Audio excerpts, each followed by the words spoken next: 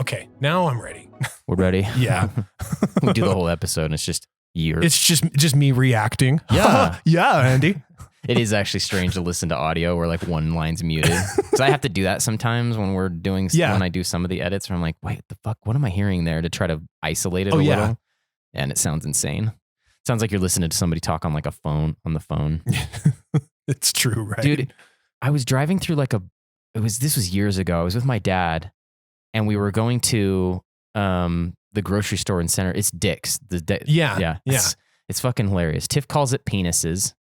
Bri, my older brother, calls it Richards. Like no one calls it just Dick's. So anyone who's listening, you weirdly will be, you'll get a lot of patrons in Utah if you don't keep your store open on Sundays. You know, LDS people, they're not supposed to shop or do really anything fun on a Sunday. Yeah. What they're supposed to do is go to church and then really spend time with their kids and their family. That's really what they should be doing. But shopping is just like not it, right? Yeah, exactly. So a lot of the stores, and that was kind of like a newer thing. It happened somewhere in the 90s. It was kind of like a suggestion, but then somewhere in like the 90s, they just the leaders of that religion were like, hey guys, like don't, like we really want you to lock this down. Right, don't go out. And then man, like Sunday is just a wasteland a lot of the time. You go places and there's just nobody. There's no traffic, like no one's anywhere on Sunday. There's parts of Utah where it's really great to go to Costco or the store on Sunday because there's zero no one's people there. But Saturday and Monday, fucking forget it. You're bricked. Like everyone who didn't do it yesterday or needs to do it tomorrow or whatever, they're just fucking this place up. But anyway, Dick's is like one of those places. It was run by some family that owned like a chain of grocery stores around here. But then they recently like sold it off to Associated Foods, which is like this. The big chain across the country. Exactly. Right? This massive conglomerate, whatever. And they're like, yeah, we don't know what the hell you're talking about. Sundays for money, just like Monday is. Making it. Sundays for money, just like Monday is, right? So they removed that restriction and my parents lose their shit, dude. Like, cause that was like the place they like to patron because they're closed Sunday. Because it's value system. It's nuts. Like, so just don't go. If they're closed or not, like just don't go. Right. But then they start selling beer, dude. Ooh. And that went on for so long, dude. So now my brother, who's also, deep with the business, he actually goes remember where Lee's is, that where me and you used to live? That's like he far goes away. all the way out to Lee's, who they are open on Sunday, but I believe they don't sell alcohol.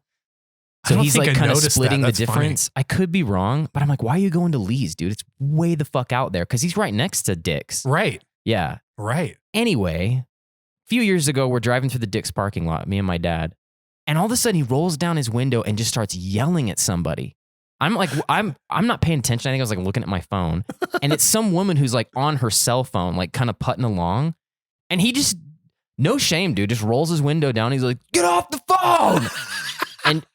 But what was weird is when I was because it was all happening so fast. I was looking over and the look on her face was, this guy knows me and he's my friend. And then she suddenly processes what happened. And then all of a sudden he just starts driving away. But all you hear is, as we're like driving away. Like her indignant whatever. Yeah, like her response that's just getting buried by the distance between you. Yeah, dude. He's such like he's just not like that. It was really strange. You're like, who is this She was guy? like getting in his way. I think we were trying to move through and she's just like putting along in the way, like kind of going a different direction. But he fucking lost his shit at this woman. Anyway. Just one of those days. Huh? Anyway, this podcast is about Magic the Gathering Commander specifically. So we just are into this. We're into these like deep dives that we stretch out over multiple episodes. Yeah. We did a Voltron arc. And then you did an Enchantress, an Enchantments arc. Enchantress or Enchantments. We'll say Enchantments. I think we were kind of pushing away from the Enchantress a little bit. Yeah. And as we were going through that, I was thinking about something I like to do or have historically liked to hem into my roster, which is a Spellslinger deck. Spellslinger decks. Ooh boy. Yeah, so I think this similarly is like Voltron. where it's easier for us to just say this is a Spellslinger deck to communicate that minimally, and this is just very minimally, that the deck will have a large number of instants and sorceries in it. At least that's my feeling lately. Yeah. I want to buttress some of the terminology around this side of the game plan. Yeah. To define what the hell we're actually trying to do. And really determine like whether it is a Spellslinger deck or not. I'm really interested in this piece of the conversation because like I feel like in this game there are, in my mind, 2 non-land card types that just kind of ambiently end up in most decks, and those would be sorceries and artifacts, and maybe instants would be a third. That like your obligatory swords to plowshares. Yeah, right. Like, but you know, like non-green decks are going to have a bunch of mana rocks and probably some other utility artifacts. Most decks are going to have some instant speed removal and some sorcery speed, like development or something like that. So how does that differ? I'm just saying, I'm really interested to see how you like sketch out this idea of Spellslinger, because it feels like instants and sorceries just kind of end up in decks. You're triggering me with what you're saying right now. This just happens. Like you'll say something and then I come into this with a plan, and then you'll kind of like, I don't know, find this like thing that I want to move into, this other appendix, you know? So and I guess I should say 3, not 2. I agree with you. What you're describing, I think, is what I would probably call convulsive deck building stuff. Yes. Where we are, or maybe not convulsive, but more compulsive is probably the right word, right? We're compelled to include Arcane Signet in our decks. Yeah. Compelled even so much to include Soul Ring in our decks. But then some are just ubiquitously good. I think Soul Ring is definitely up there, even in the context of how we use it, where you're not actually allowed to play it from your opening hand. You can't keep it. It's an honor system thing, but everybody kind of proves they have the ring and they push it and draw another card to get rid of it. Yeah. If it's your first card, then it's your lucky day. Cool. But we find that it just warps the game in early phases to a degree that we're just not super into that. We're looking to kind of drag each other across a finish line together, not have somebody just pop the fuck off. And go, I won, and then we go to the next one. So, but even out of that context, it's basically like pulling a double land. Like, it's remarkable. Yeah, it's a very crazy card. There's not many cards like it, and one of them that emulated it best isn't a thing for most of the format now. So, but what I'm saying is that we have these compulsive card choices that just automatically go into our lists. And that's fine for a lot of people. I think people who are just trying to get their build realized, I guess is how I would characterize it. Oh, yeah. They're just going to take these things and just do it. Sure. Like, I don't want to think about the nitty gritty of how my deck is synergizing from, past lands into card slot 99. Yeah. I think you are not really there anymore. I scrutinize a lot of my slots.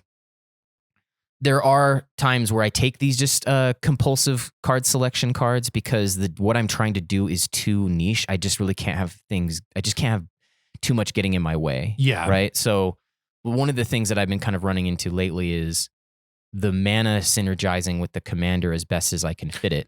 Yes. And if it just doesn't, and if the commander just needs to be the fuck out as soon as possible, and I need the benefit of having them around sooner rather than later, which I think a lot of people would be surprised at how often that really needs to happen with their own commanders. I just go for those types of cards, right? And then there's other things where like I just need things removed. It's true. It's true.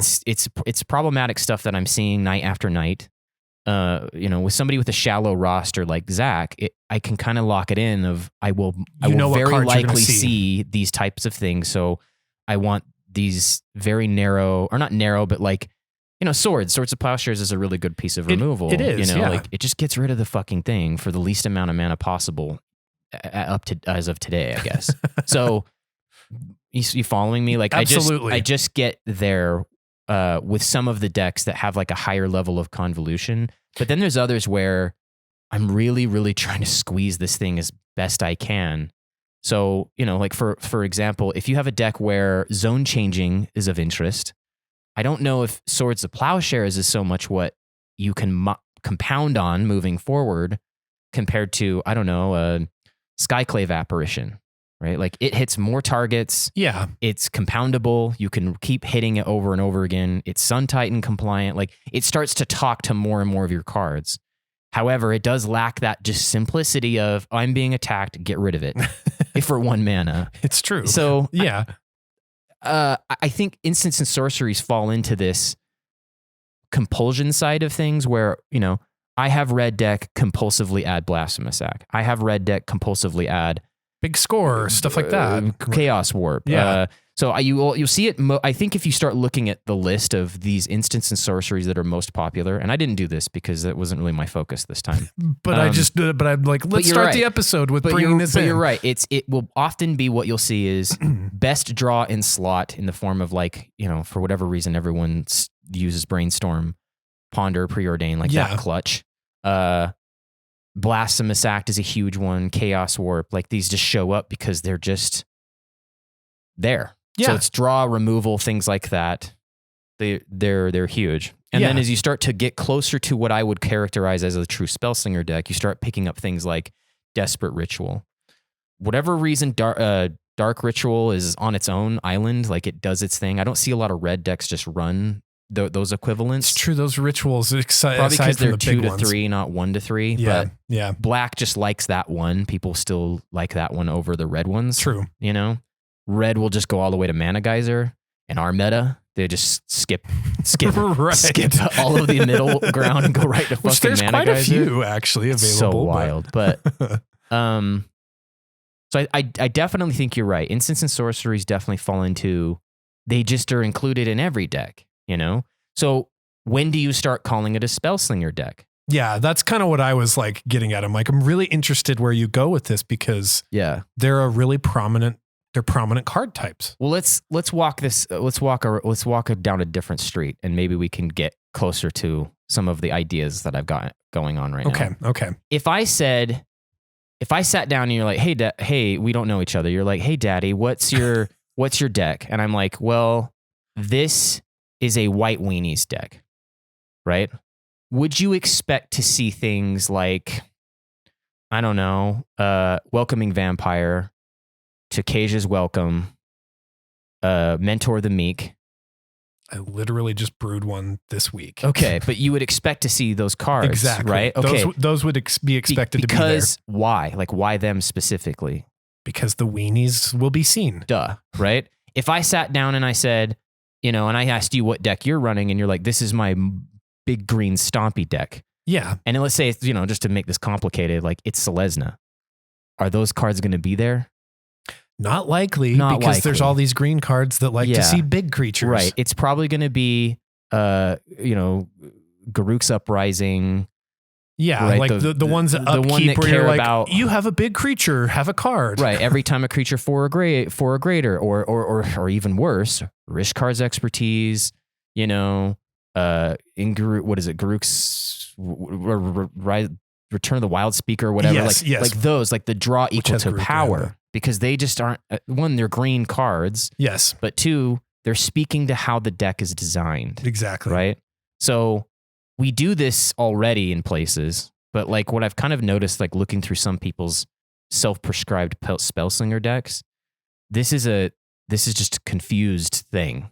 Like, interesting. Right. It's harder to lock down. And it kind of makes sense because sometimes it's not obvious on how to compound on instants and sorceries like that. Yes. Welcoming Vampire is like, hey man, if anything comes in and its powers 2 or whatever the restriction for Welcoming Vampire is. Yeah. And then I think Takaja's Welcome, its mana value specifically. Right. If it meets these conditions, you're going to draw the card. And so you're already kind of like forced, or not forced, but you're already kind of guided to go there to get the thing that you need. And then here's the other thing is I think in those colors, you're already constrained to find draw.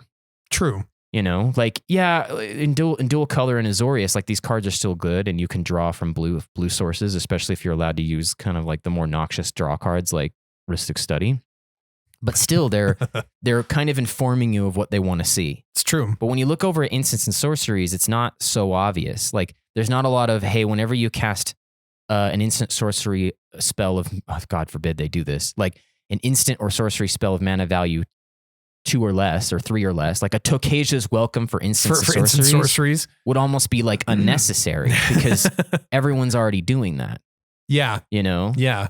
So that I think is the trick, is like knowing when your Spellslinger deck has the right things built into it for it to matter.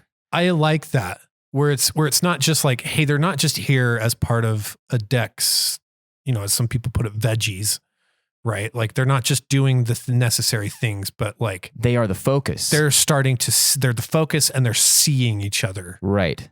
And that's kind of a tricky thing to do. So the way I'm going to break this up, you know, this is my gimmick, right? We did this with the Voltron. My gimmick is, this is just our, you know, call this Andy's Spellslinger University, right? Whatever you want to call it. I think we can start at the highest hierarchy that I can think about, and then we'll work our way down to levels of granularity as we go. Okay. Maybe in future episodes. But let's start first with, there are two, I mean, you're a university person, colleges, right? Okay. I think there's the College of High Mana Value and the College of Low Mana Value, just to start the big ones. Yes. Now, there'll be departments within those colleges that we can talk about as we go, but mostly I just want to keep them in those two fundamental places. Yeah, yeah. Not a mid one. We'll say that's just, I don't know. If it comes up, I'll mention it. But like for now, I just want to say high and low. And defining high and low, I will say 3 and, you know, let's say 1, 2, and some 3s are in low, right? Sure. And then anything that's 4 and higher, we're talking high mana value. Yeah. Okay. Just like White Weenie and Big Green Stompy, but for instants and sorceries. Totally. So I think another thing that kind of confuses it, or at least for me, is creatures they're becoming more complicated. Absolutely they are. They are way more complicated. Yes. But their game presence, for some reason, because it's repeatable and because you can call back to it so often, it's almost like procedural at that point. It's easier to track what they can do. Yeah. Like if I resolve, I don't know, a Consphinx, it's just easier to track, I guess, than, I don't know, an instant or a sorcery that has some kind of weird rebound that would give you something close to that. Oh, so yes. So like something like one of the ones you and I like to do is Recurring Insight. Yes. Like Recurring Insight will probably get you close to the same volume of cards should the Consphinx eat removal in the turn cycle at some point, right? Like, which it probably should will. It rightly get removed if somebody had the ability to do it. But Recurring Insight basically says, hey, target, you draw cards equal to how many cards are in somebody's hand, so one of your opponent's hand, and then as soon as you start your turn again, rebound. It goes off again. So if someone only has 4 cards in hand on the first round, you draw 4, and then by the time you start your next turn, you pick up another 4, or let's say 3 if they've reduced their hand size. So there you are. You have 7 cards. It can reload your hand for 7. Yeah. Not always, but most of the time. Draw exists in almost everyone's command zone these days. It's very likely that you'll just if you're pick up a playing new with hand competent with players, you probably are drawing cards. Right, but it's not a creature, and so it doesn't have a lot of what you can do with creatures. To me, creatures are the best cards in the game. They're not my favorite, but they're the best. They can block, they can attack, they can be flickered, they can reanimate, they can be equipped, they can be enchanted, they can be given counters, right? They can be sacrificed, they can be reanimated. Like there's so much you can do. They can be Chandra's ignitioned, they can get death touch, they can get fucking lifelink. Like there's so much you can do with creatures, where an instant and a sorcery just don't have this. They do what they say they're supposed to do, and then they go to graveyard. Right. Yes, we can stretch it and bend it, but not all colors want to do this. True. Not all colors can do this. The ways to do this have high mana barriers to get there, and even still, they just don't have the presence of a fucking creature. Yeah. They just don't. So it's harder to kind of mine this and to go after the things that make sense, I think. And that's why I'm kind of breaking them into these two schools or I two like colleges. That. I like that. We won't be doing this over here in this college. It doesn't make sense. Where over here, it totally makes sense to do that. And rarely does it cross the two. And when it does cross the two, college of high mana value and college of low mana value, you have really broken commanders. The most busted Spellslinger commanders exist, I think, between those two colleges. That they make sense in both spots. Where if I start like scrutinizing and setting up the definition, you can see how narrow they really are and how you really can't be messing around with these other spells or whatever, Yeah, I'm picking up what you're putting down there. Yeah. I like this. Okay. Let's just define what I think these two schools are looking to do, kind of hanging on with this like white weenie thing. So let's start with the low mana value ones. I think these would be the most common air quotes Spellslinger deck you would run into if we're just out there in the wild. Essentially what you're seeing is this school is interested in low mana or no mana or mana refunding cards to start, right? Yes. So cards like Desperate Ritual, cards like Dark Ritual, things that they only exist as triggers for cards that care about spells being cast. Okay. So if we just start thinking about, I don't know, very common cards you'll see in Spellslinger decks like Archmage Emeritus, right? If we're talking colleges. Whenever you cast an instant or sorcery spell, draw a card, or copy one, draw a card. Simple. It's 4 mana. He's like the Beast Whisperer for spells. Yeah. So for White Weenie, Selesnya, even, you can even justify it in your mono green Stompy deck because of the volume of mana dorks you probably use. Right. Beast Whisperer exists over there. Yeah. In that outhouse. But over here in our college, this guy exists. Yes. But this is where things start getting weird. Just like the creature deck, does it make sense for your curve or really just for the velocity of your deck to spend 4 mana, stop turn, untap on your next turn, spend 4 more mana to cast, I don't know, Questing Beast to draw 1 card? It's the Enchantress conundrum that we talked about in the last series. Exactly. Right? It's almost the same problem, but I think it's worse over here because in this scenario, I have Questing Beast to attack and it has Vigilance to block or whatever, right? But I have 2 creatures. Right. Just 2. Yeah. So totally, I just have more damage on board, even if I wanted to like throw this card away or double block or whatever. Yeah. Like just by the virtue of being a creature, it's just better in my opinion over the long-term mid-rangey style of gameplay that this format kind of tends towards. Yeah. But over here, let's say we do the same thing, but now that second card isn't a Questing Beast. It's a, I don't know, even if it's a draw spell, even if it's something like, a divination, which is just draw 2. Right. So I spend 4 mana, stop turn, do nothing, right? Because I'm trying to do this. Then step 3, I pay 3 mana, so I even have 1 mana remaining and hit divination and draw 3 cards. That's great. Drawing 3 is great. Yeah, cool. But the board state, these 2 board states as they stare at each other. Yeah, you have a creature that you have no interest in putting in the red line. Right. And versus somebody else who has a couple. Yeah. That they're interested in using. They're radically different. Yes. Right. So these are 2 different things. This is where it starts to get really choky fast, Yeah. So this school is interested in bringing that mana value down. Like if I have a Ponder and a Preordain, I'm spending 2 mana, I'm drawing 2 extra cards of each, and then I get the results of those cards. I can Ponder, do the results of Ponder, draw an additional card, and then the Preordain, do the Preordain thing, scry, and draw an additional card. So now I'm at 4 cards for weirdly less mana, or the same amount of mana, but like preferred draw, right? Yeah. So like he makes sense over here just because of that. He just amplifies what your instants and sorceries are doing. But I start to think it makes less sense the higher you go in mana. Just like the green deck, but the green deck is it's a creature they're resolving. Yeah. They're keeping something over time. I use Questing Beast. I shouldn't have done that because that's a fucked up card. But you get it. True. You get it. There's other examples that have that same illustration though. Yeah. So this school cares about that, a velocity of cards, because it just, because of that, we have to just kind of move through, right? Yeah. Move through the deck, get more into our hand, replenish what we've shot down. Would you say that this is maybe why red has a tendency to play well here? Because the design of red tends to be like, let's go. Like it's encouraging you to just move through those cards. Yeah.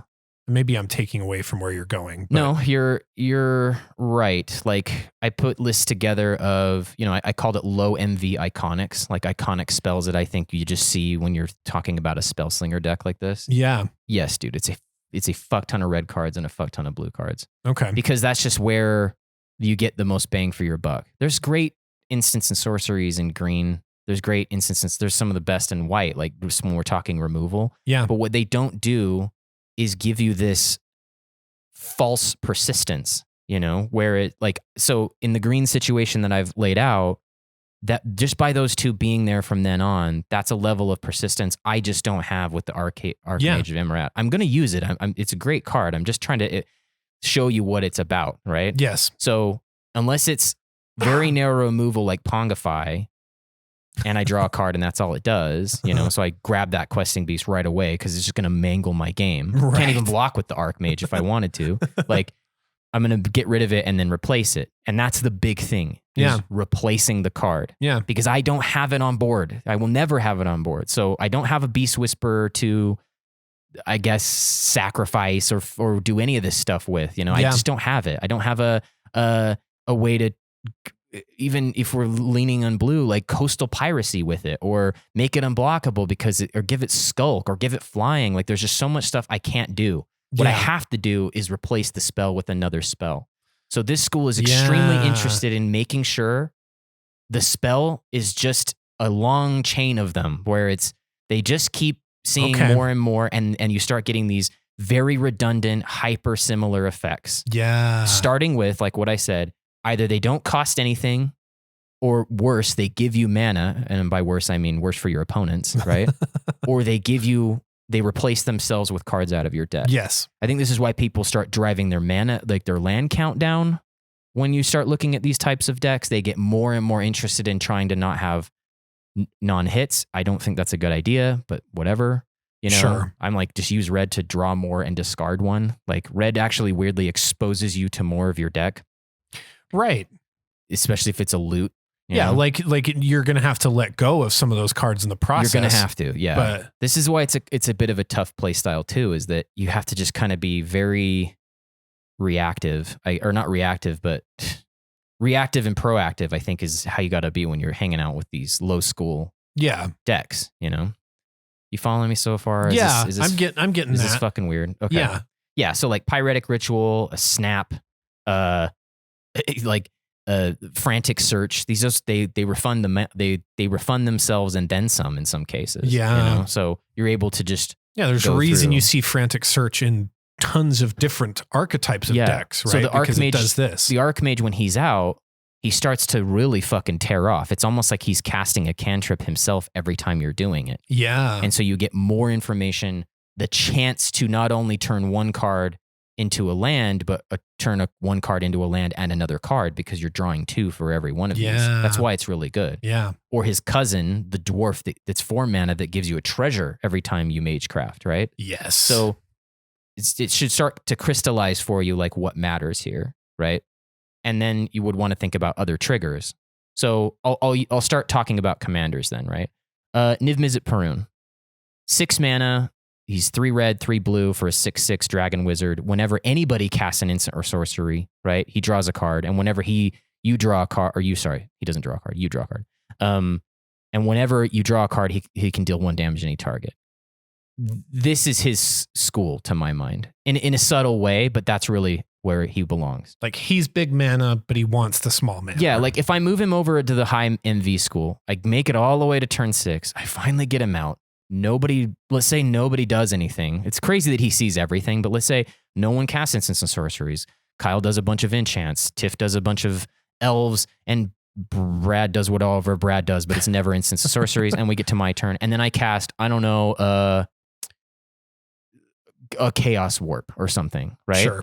I get 1 card, I deal 1 extra damage. It's not terrible, but like, look how much time and mana just to get to this one point. Yeah. Versus the Archmage, who's sooner, like way, right? Yeah. But let's say we get to my turn and I've been holding all these cards. I have a lot of damage available. And because of his very specific wording about draw, Brainstorm actually does 4 damage. Like because of how it's worded. It'll deal 4 because I'm drawing 3. He's like, oh, I saw 3 draw. And then, oh, hey, by the way, draw another one. So it starts to fucking look pretty wild, right? Yeah, and then, oh, by the way, get 2 out of those 3 that you saw, you know? Yes. Put 2 back and keep 2 is really what it starts looking like. Yeah. Like it's way wilder. But it's crazy. But if it's just a bigger spell, you know, like a prophetic bolt, it's, I get 2 cards. I deal, I don't know, prophetic bolt might not actually be that bad, but it starts to look different. But the exchange is different here. Yeah. Right. And then, you know, him specifically, he just goes the fuck off with wheel spells. Like wheels are crazy because then he sees that massive draw. Yeah, he sees all that draw. So am I laying this out? Yeah, okay, so like I'm kind of seeing here? like if I can kind of articulate back a little bit while you're continuing to set up, just like, you know, I think for those of us who are lay persons to Spellslinger, you're saying like, hey, there's 2 major schools of thought that are really based off of mana value. And as we're looking at the kind of low mana value side, the reason we want to think in these different schools is there is a lane to exploit. And with that lane in the low mana value, there's just a frequency of being able to capitalize on triggers or capitalize on the flow of cards, or, you know, like in the case of rituals, the flow of mana that you can generate by staying in this low range. Yeah.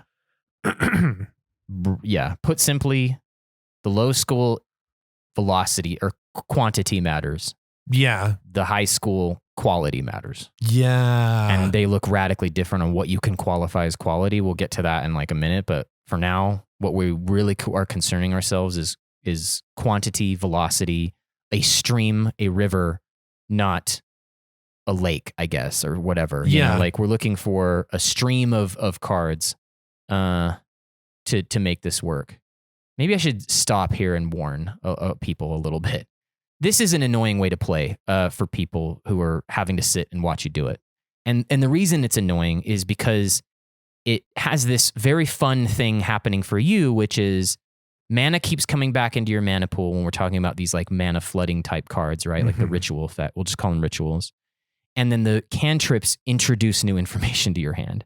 So whatever you had when you shot the Ponder, now look at how many fucking outcomes a Ponder will give you. It's insane. There's almost like no other card game that has something quite like Ponder that I've played. True. Right? Usually it's just like draw 3, discard 2 or something. Like just something really easy to do. And even that's annoying. But Ponder is like, look at the top 3, put them back in any order, draw 1. Or if you don't like it, shuffle it, draw 1. Like it's wild. It has way too much going on for 1 mana. That's why it's like not allowed in a lot of formats. You go do the shuffle and you're like, oh. Or even preordained. Yeah. So, or Jit Probe, where you just draw the card, but then you expose yourself to someone else's hand. And if you're not in a hurry and you're one of those players who really are going to do something about it, like you have to sit there and scrutinize what's in there. And, you know, it's just like it's just new information. Like as a Magic player, it's getting harder and harder and harder to digest the amount of information that's even contained on a given commander or a card. Like the word count is so high that we had to get rid of the battlefield.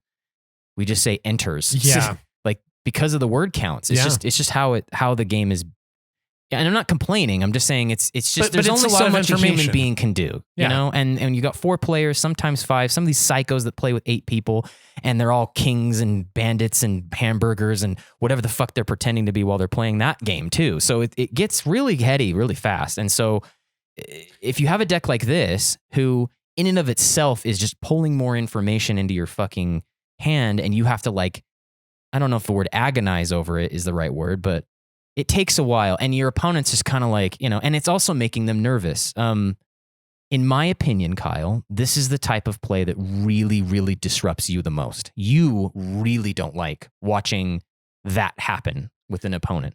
Yeah, I mean that, and it is related to this information thing, right? Like, and you know, so like to contextualize this a little bit, I noticed when we had ultra mega church recently that in several of the games I'd sit down and play, and people aren't aware of each other's commanders, right? Like you can say, there was a point in time where all of us could say what our commanders were, and that registered as meaning something to everybody. Now we can all sit down, say who our commanders are. And you mean just like with the quantity of legendaries now? Yes. So just the quantity of legends that exist, people can say who their legend is, and people are like blank faced, like, can I see it?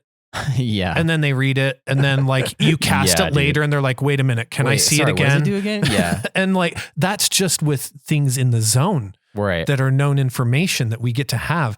And so when there's a volume of information passing through somebody else's hand, the easy default brain mode for me is to be like, well, they have more options than the rest of us do. Yeah. And I do not like. And you don't like that, right? What really makes you nervous is high volumes of card draw. Like that really and it should, you're not crazy, but like what I've noticed is that when people are pulling a lot of cards in their hand, namely yours truly, you really start to get fucking freaked out. Well, because it's just a lot. And I think I move faster than most people. You do. I'm not worried about you taking time. I'm worried about the things that exist in your hand now. Exactly. It's funny that you should say that about like the commanders, because like it's totally true. What I'm finding happening to me lately is I'll understand parts of the card and fill in the rest, because I've got such a long history with this game that things work the way. Like you have a template in your head for how things should go. So like I'll give you an example. Like for whatever reason, for the longest time, like coastal piracy was like the way you draw cards off of creatures dealing damage. Yeah. And it's crazy because of its scalability, right? Like look at Edric Flying Man decks, like that's just what they do. You get as many 1/1s down and you just send it. But rightfully, and I think this is the right direction to go, they changed the verbiage of how that effect seems to show up on cards lately, and they moved to something like Grazilax, where instead of Edric, where it's everybody doing it, it's Edric's a bad example. I can't think of a better one right now, but essentially like for every single creature I have, Kyle, I will draw a card. If I hit all of them, if I sink all of them into you, I get the cards. Sure. But with Grazilax, I can only really draw one off of you. Yeah, and there's a lot of things where it's like it's limited. There's a qualification, not just a blanket. It's just how they are shifting the design around. Yes. Like do this only once a turn. Do this as a sorcery. Like zone changing is kind of becoming... Or like a language that you would see on a card is like whenever you deal damage to a player, like exactly. So Grazilax, yeah, right. Exactly. I have to divide it. Right. But my brain is filling in the difference, because for a decade or more, it was the other way, where it's like, all right, I'm throwing 3 guys at you, Kyle. I'm drawing 3 cards. No, dude, you need to throw those other 2 at you gotta Chris and Cameron. Bifurcate this thing. Oh, yeah, you're right. Sorry, it's worded that way. Sorry. Like so, there's a lot of that going on. But then there's ones where I just kind of feel like, so this one I feel stupid, but Zach's Galadriel list. For whatever reason, I thought she only cared about elves entering. Oh, right. I didn't. I just thought that's what it was, because Brandon had that deck for a second and it was elves. And then Zach has made it and it was elves. And I just never looked at the card. I just go, okay, yeah, like she has these 3 options. She's this multimodal thing. She can Gilded Lotus when a creature enters. She can preordain when a creature enters. God, dude, you see how fucking nuts? Get those counters, dude. And then put a counter on everybody when and you're like, no, dude, it's just creature. I'm like, what? It's just any creature? Because he resolved the human or something? Because Zach, and what was it? The one that gains life? It was one of the did one of the Soul Sisters. Yeah. I'm like, that's not an elf. You don't get mana. He's like, yeah, I do. I'm like, no, you don't. Oh shit. It's not elves. It's just any motherfucking creature. Yeah, and then we carried the conversation on, and I was like, "And Andy, it doesn't say non-token creature either." So. And it kept, so you know what I'm talking about. That entire game, this commander got more and more powerful.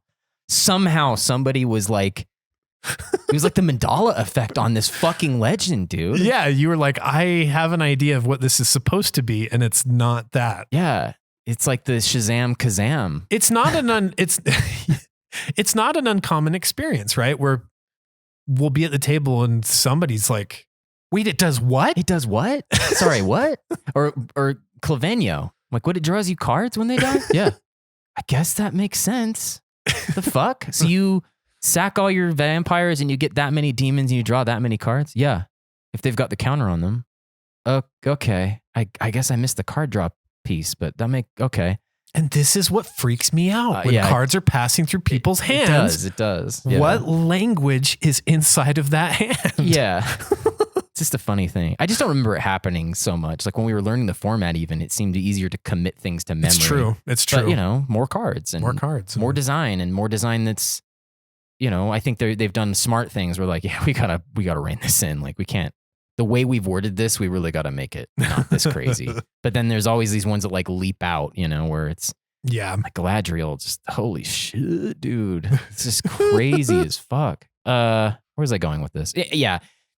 I think this problem for you playing the deck is especially acute in this high mana or low mana value school, right? It's this, I introduce new information to my hand. Introduce new information to my hand. I add mana back to my mana pool to execute on the new information in my hand. And over time, people are watching you take either similar actions or the same actions, and they're anticipating some kind of outcome. And a lot of the times it's storm, right?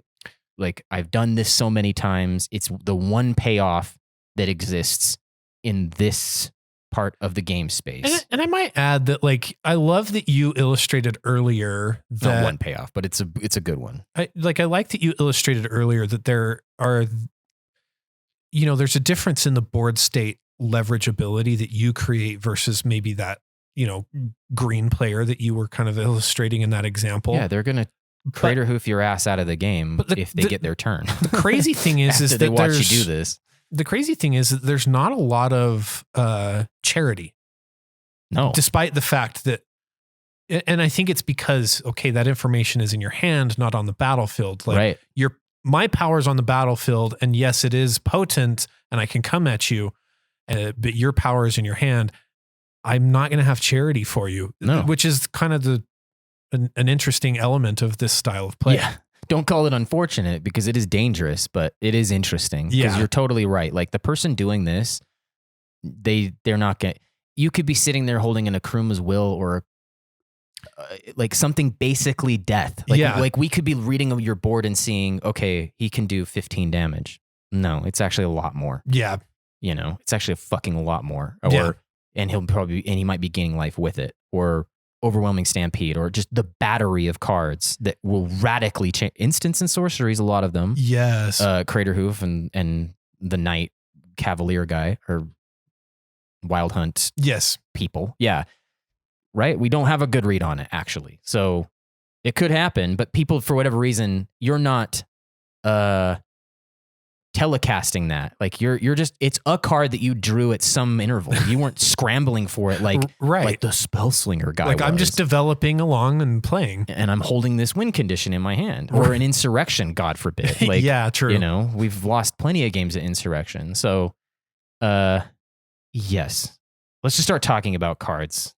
Like locking them in. Some of them we've mentioned, Ponder, Preordain. Rite of Flame, right? It's just red to add red. It like just goes up by one. Strike it rich just makes a treasure. Then you can just turn around and use that treasure and cast your next spell. So these are just cards that are doing this. I draw cards. I introduce more mana to my mana pool, Yeah. Expressive Iteration exposes you to a lot of card. But then your removal starts to, your removal needs to be surgical too, because it can't really, if you want to benefit off of these triggers, specifically like the two that we've laid out so far, the Archmage and the dwarf guy, Stormkiln Artist. There we go. Yeah. You want your removal to be more narrow too, right? Like a Braid where it deals 3 damage to a creature or it destroys a artifact. Like a Braid's extremely popular with these types. It's popular in a lot of decks, but these, it's just enough. Like the one problem creature that I can reach, I can use it, or the one problem artifact I can reach, I'll use it. Yeah. Snap. It just bounces a creature and then fucking untaps 2 lands. That one's awesome. It's really good, right? We already said Frantic Search, which is draw 2, discard 2, but untap 3 lands. Jessica's Will. This is a game changer. Yeah. But it does both of these things in one card if the commander is at play, right? It exposes new information to your hand, thereby replacing the cards you've already shot and giving you access to triggering these cards, these permanents that you've put down more, and then adds fucking mana to your mana pool. It's like the exact two things in one that this style of play is looking to do. Yeah. And it's so good that people use it everywhere, like not even just in a Spellslinger context. You see? Yeah, I mean, that one's just, yeah, you're right. It is just good in decks. All right, payoffs. So when we're talking payoffs, like you can probably see that we want to try to stay in this mana value range if we can. Yeah. And the payoffs are, so I'm not doing anything. I'm just looking at stuff, looking at cards. I'm drawing more cards. I'm adding mana to my mana pool, but it's not doing the things that move a game along. Sure. Which to me is either tearing people down or pushing me up, right? Yes. Those are the things I'm always looking to do. If we go back to like our Mario Kart analogy, I am either picking up speed, meaning people are taking damage. Yeah. My life total is staying here and Kyle's and Brad's and Tiff's are lowering, you know, or I'm Koopa shelling everything. Like things are getting destroyed. Yes. Because that's really tearing them down. So my relative speed is increasing. I shouldn't use the words fucking speed because they did that to us with that goddamn set. But they do that with so many words to us, right? Like, yeah, my position on the racetrack. Okay, like, you know, if I Koopa shell you and you're in P1 arbitrarily, now I'm in P1, right? So because you have less than I do, or as much, like I'm tearing you down.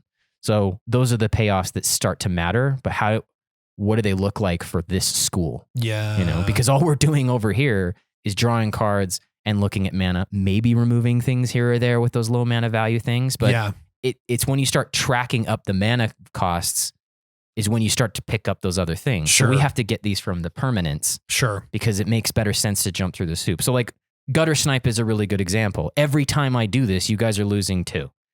I'm just hammering your guys' life total every single time I cast an instant or sorcery. It just keeps going down. And all of its cousins that deal 1 and 2, like there's so many of these cards now. There's ones that are so open-ended that they just say, hey, cast a non-creature spell, do 1 damage to everything. See? Yes. And then if I'm savvy enough, I can add another compounding effect to that and put something like Curiosity, Tandem Lookout on those cards. And now I'm drawing 3 cards for every time we're doing this. This is oh, Jesus Christ. I'm seeing so many cards now that are all kind of backfilling this like choo-choo train of annoying information and mana back into my hand. Okay. Because they're all just the same repetition of the card that I just drew. Oh, now it's my Opt. Oh, it's my Curiosity. You know, like it's my Consider, and now it's my Git Probe. And like, I'm just doing the same fucking thing over and over and over again, you know? So this is kind of the moment that you're building towards of like building these things to see each other. Yeah. Right. The qualification you started out the episode with of talking about like what it actually is making it a Spellslinger. Right. This is the moment. This is the moment. The spells start to matter. They start to do something to your opponents or do something for you. And now we're starting to look like a Spellslinger deck. Okay. Because of these cards. You don't put Gutter Snipe in your Goblin Tribal list. I guess so. Yeah. Yeah. You put Gutter Snipe in your Spellslinger Instants and Sorceries Matters deck. Yes. You know? Yes. And then you think, how do I compound on that? Because it'll never be a questing beast. It'll never be, Avacyn. It's never going to be those things that these other people are fucking heading there. They are absolutely heading towards those outcomes in their decks. That's where they're headed. You know, they're going to reanimate stuff.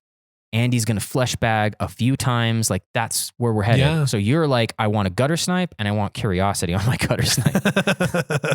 You know? And a good healthy counter spell in hand to protect it. Yeah. I haven't got to that part yet.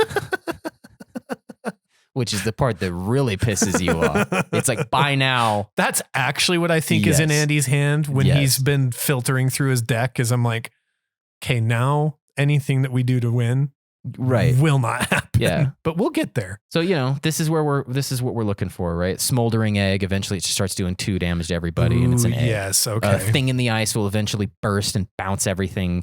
And now you've got, you're left over with this 7/8 horror, right? It bounces all non-horrors, and now you've got a 7/8 horror. So in a roundabout way, you've board wiped everybody because you've just chained off a bunch of instants and sorceries. Fiery Inscriptions hammering everybody. Aria of Flame it's given them life, but now it's completely reversing that for one person and going even further. So these are where we want to hang out. Lock and load, it's like, well, hey, I'm going to draw a card, then draw a card for each other instant or sorcery spell you've cast this turn, and it can be plotted so it can just float off to the side like a quasi-permanent when you plot it off and then shoot it for nothing and draw an enormous amount of cards and start over again. And he keep hitting these more and more and more. This is why that dwarf is so fucking scary, dude, is because the mana flow with it. It's an ongoing ritual style effect. It's true. And the other guy's an ongoing cantrip. It's the two things that you're trying to spin through.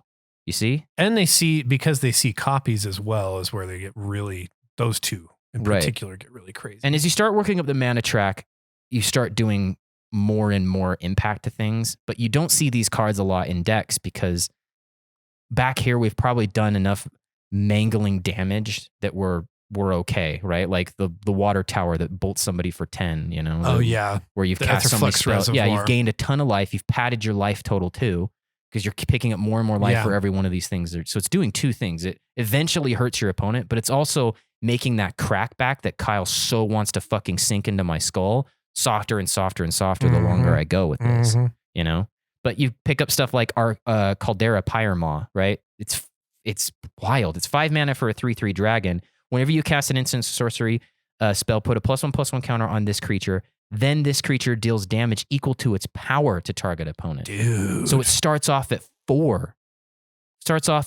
You get the counter, slam for 4, then slam for 5, then slam for 6. Somebody will die quickly with this guy down. Yeah, that adds up quickly. Yeah, because every other version of this that I can think of, which would be like, I don't know, the Sphinx Bone Wand, is 7 mana, and then that damage count starts at 1.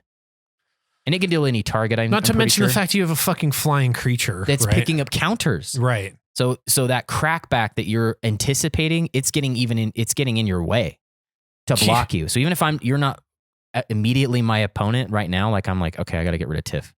I'm hammering her with the Caldera Pyramaw, eventually kill her, run out of gas, and then we go to your turn.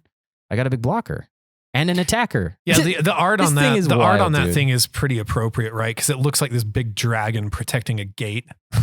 It's just like in our Discord, people meme pretty hard on this card. There's like it's that one like weird ass hickey music video that strangely rips. Somebody like worked this guy into the background, just screaming in the clouds behind like this mountain range. Yeah, it's hilarious. That's funny. Volcanic Torrent, right? This is a payoff because you've hit so many spells. It's 4 and a red for Cascade. Volcanic Torrent deals X damage to each creature and each planeswalker your opponents control, where X is the number of spells you've cast this turn. So this is I'm going to board wipe. So now this anticipatory thing that you've been waiting on, I've just taken it away. Yeah. I've Koopa shelled your, in this scenario we're talking about, you're sitting there with an Akruma's Will, ready to, I mean, if you have the mana, you can stop this, but sure, you get what I mean. Like you're ready to like, well, I'm just going to kill him, let him jerk off, and I'm going to fucking kill him. I'm going to fucking just jump his bones and kill him. And, yeah.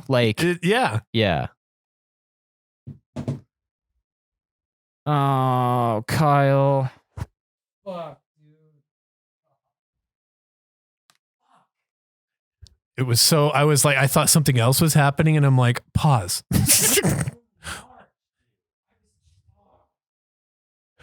I didn't even fucking notice. Fuck, dude. Okay.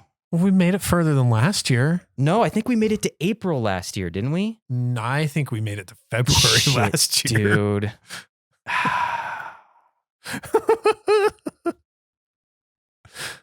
I just get too excited, I get too into this shit, and it's true. There is a parallel between like, I'm excited about this game, I'm a little turned on by it, and jerking off.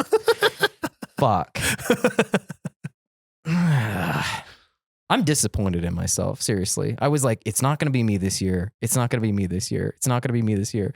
I've been careful. I've caught myself a few times where I was like, you've gotten this close. Yeah, you've gotten us close. I've thrown ones in that are like quasi, like, I'm like we can debate these because it's not exact, but that time I can't. All right. Well, I guess we'll try again next year. Well, all the jokes that we were holding off on. Fucking dumb. We lost it on Volcanic Torrent of all goddamn cards. I mean, if you look closely at the art, that's kind of what those dragons are doing with each other, right? A little bit. He's like,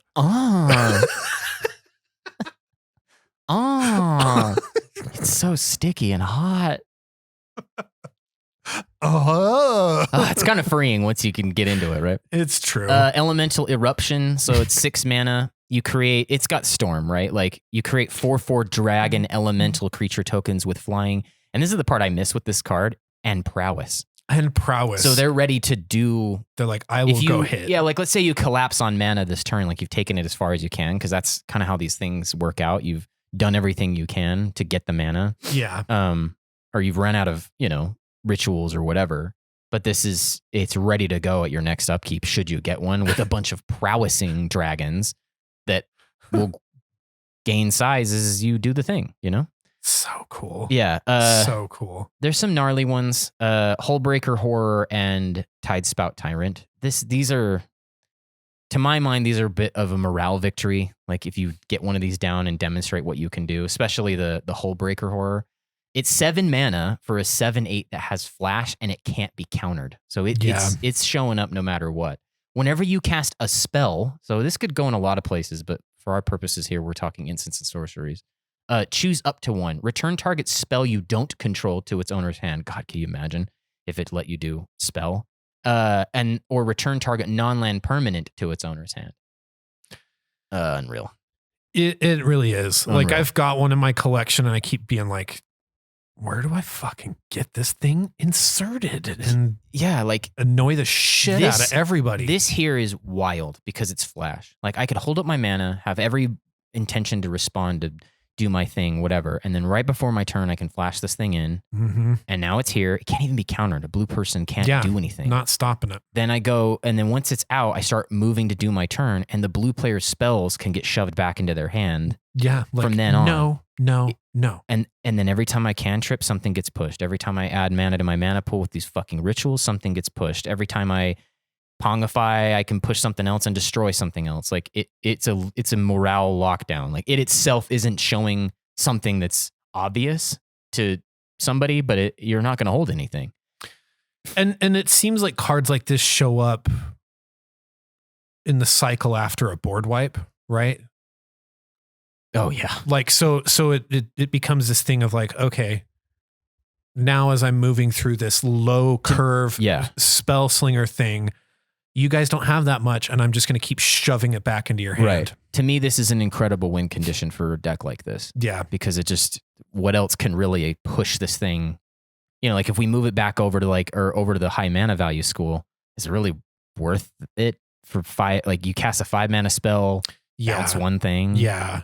That's true. Maybe, I don't know. It just kind of gets weird, It's really great in the low curve. Tidespout Tyrant, it can actually hit lands. So if you really, really want to make things, it doesn't do the spell piece, but if you really, really want to demonstrate where this game is headed, you just start shoving lands back to people's hands. And then they go, okay, well, I'm, because they can't replay them.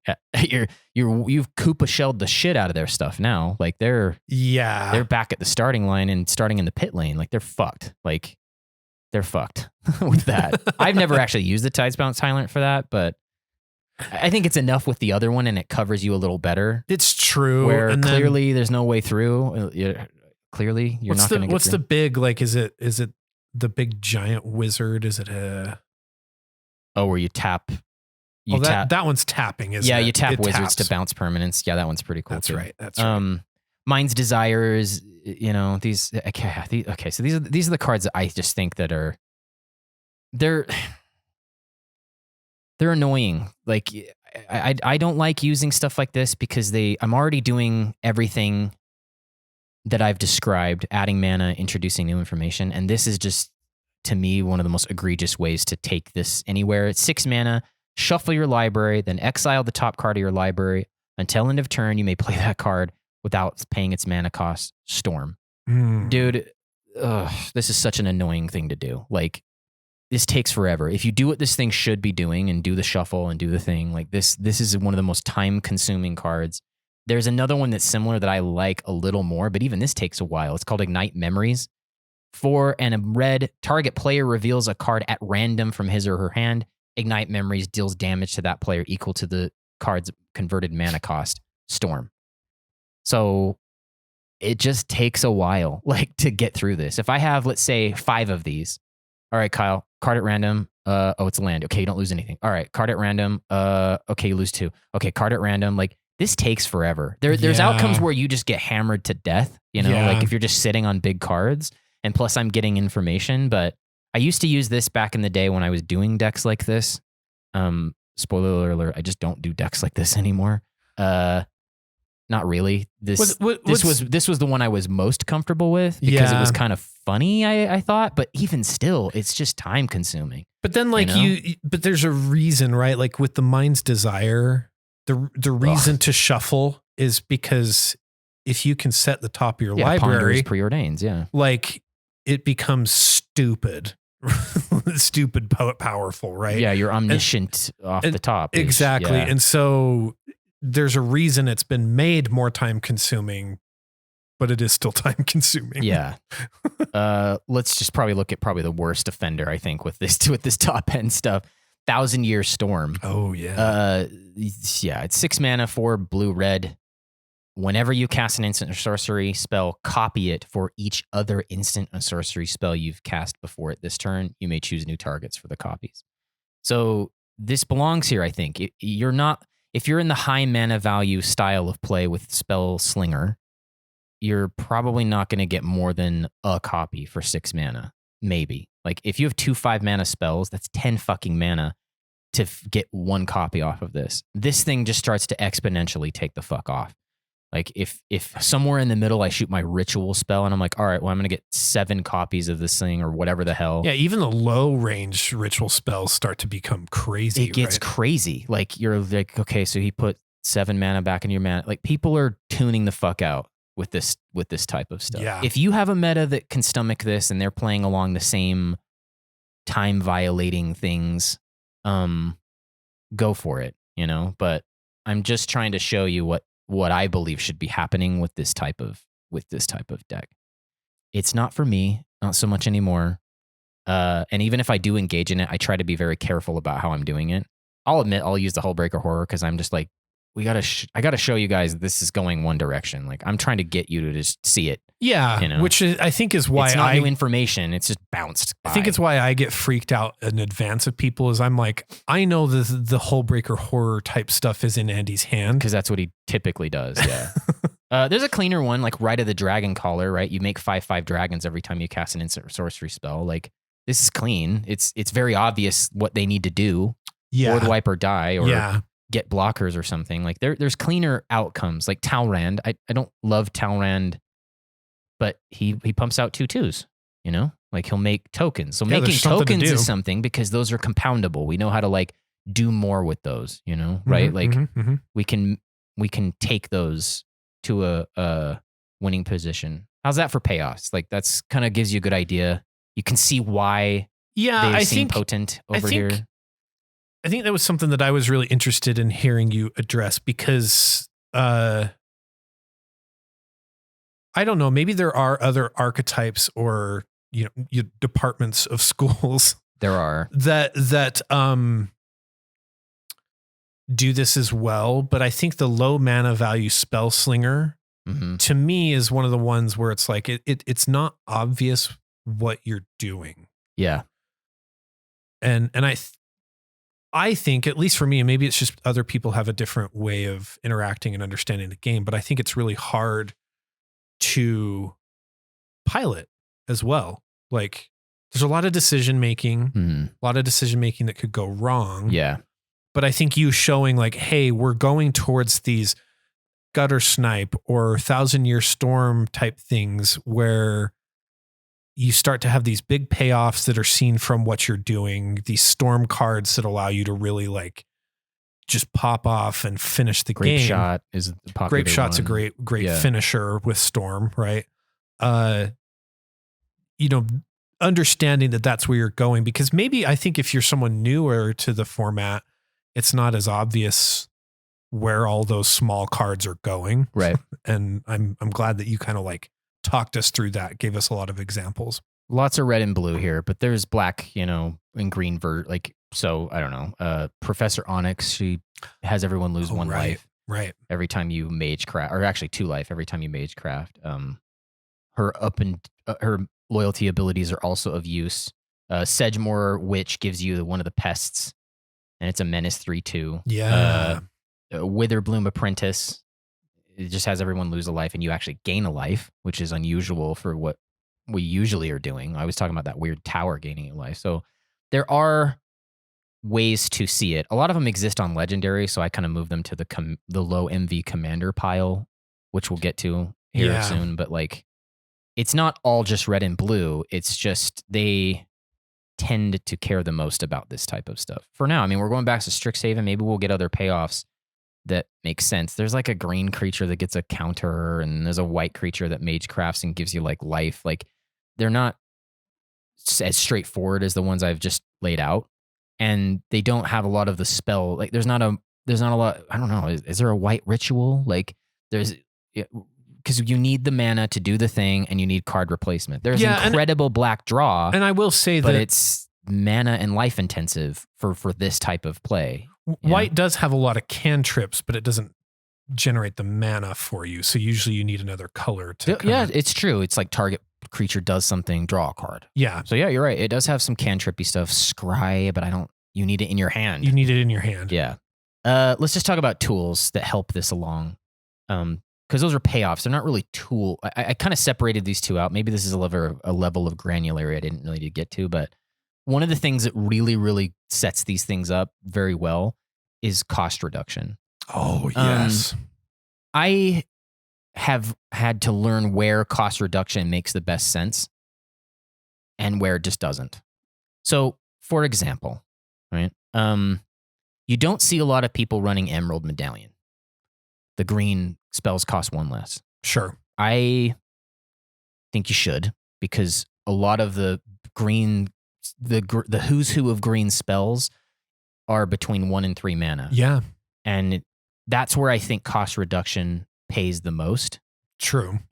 If you're only getting a value of 1 out of it. So if you take something that's 2 mana and bring it down to 1, you can now do 2 mana spells in a turn. Yeah. If you take a spell that's 3 mana and only bring it down by 1, I don't know if you can do 2 3-mana spells in a turn. Eventually you can, but sure. Really what matters for cost reduction is when do you start double spelling? When do you start triple spelling? It's just costs less, because if you have 1 mana left over and nothing to do with it, it's not that great. Yeah, it didn't do anything. So one of the places I see it is in mono. So this is kind of my mistake. I built a mono white reanimator deck. I adore this deck. And I had the Pearl Medallion in it because it's a mono white deck. It's just okay, well, I'm just going to save a lot of mana over time. But you have a lot of high MV stuff in the deck. But I have a lot of high MV stuff. It doesn't really help me to take Avacyn from, what is she, 8 mana 8 to 7? To 7? I get 1 mana left over to the off chance that I need to Path to Exile off my turn, I guess. I guess. Yeah, so cost reduction is something that should be used more thoughtfully than I think some people.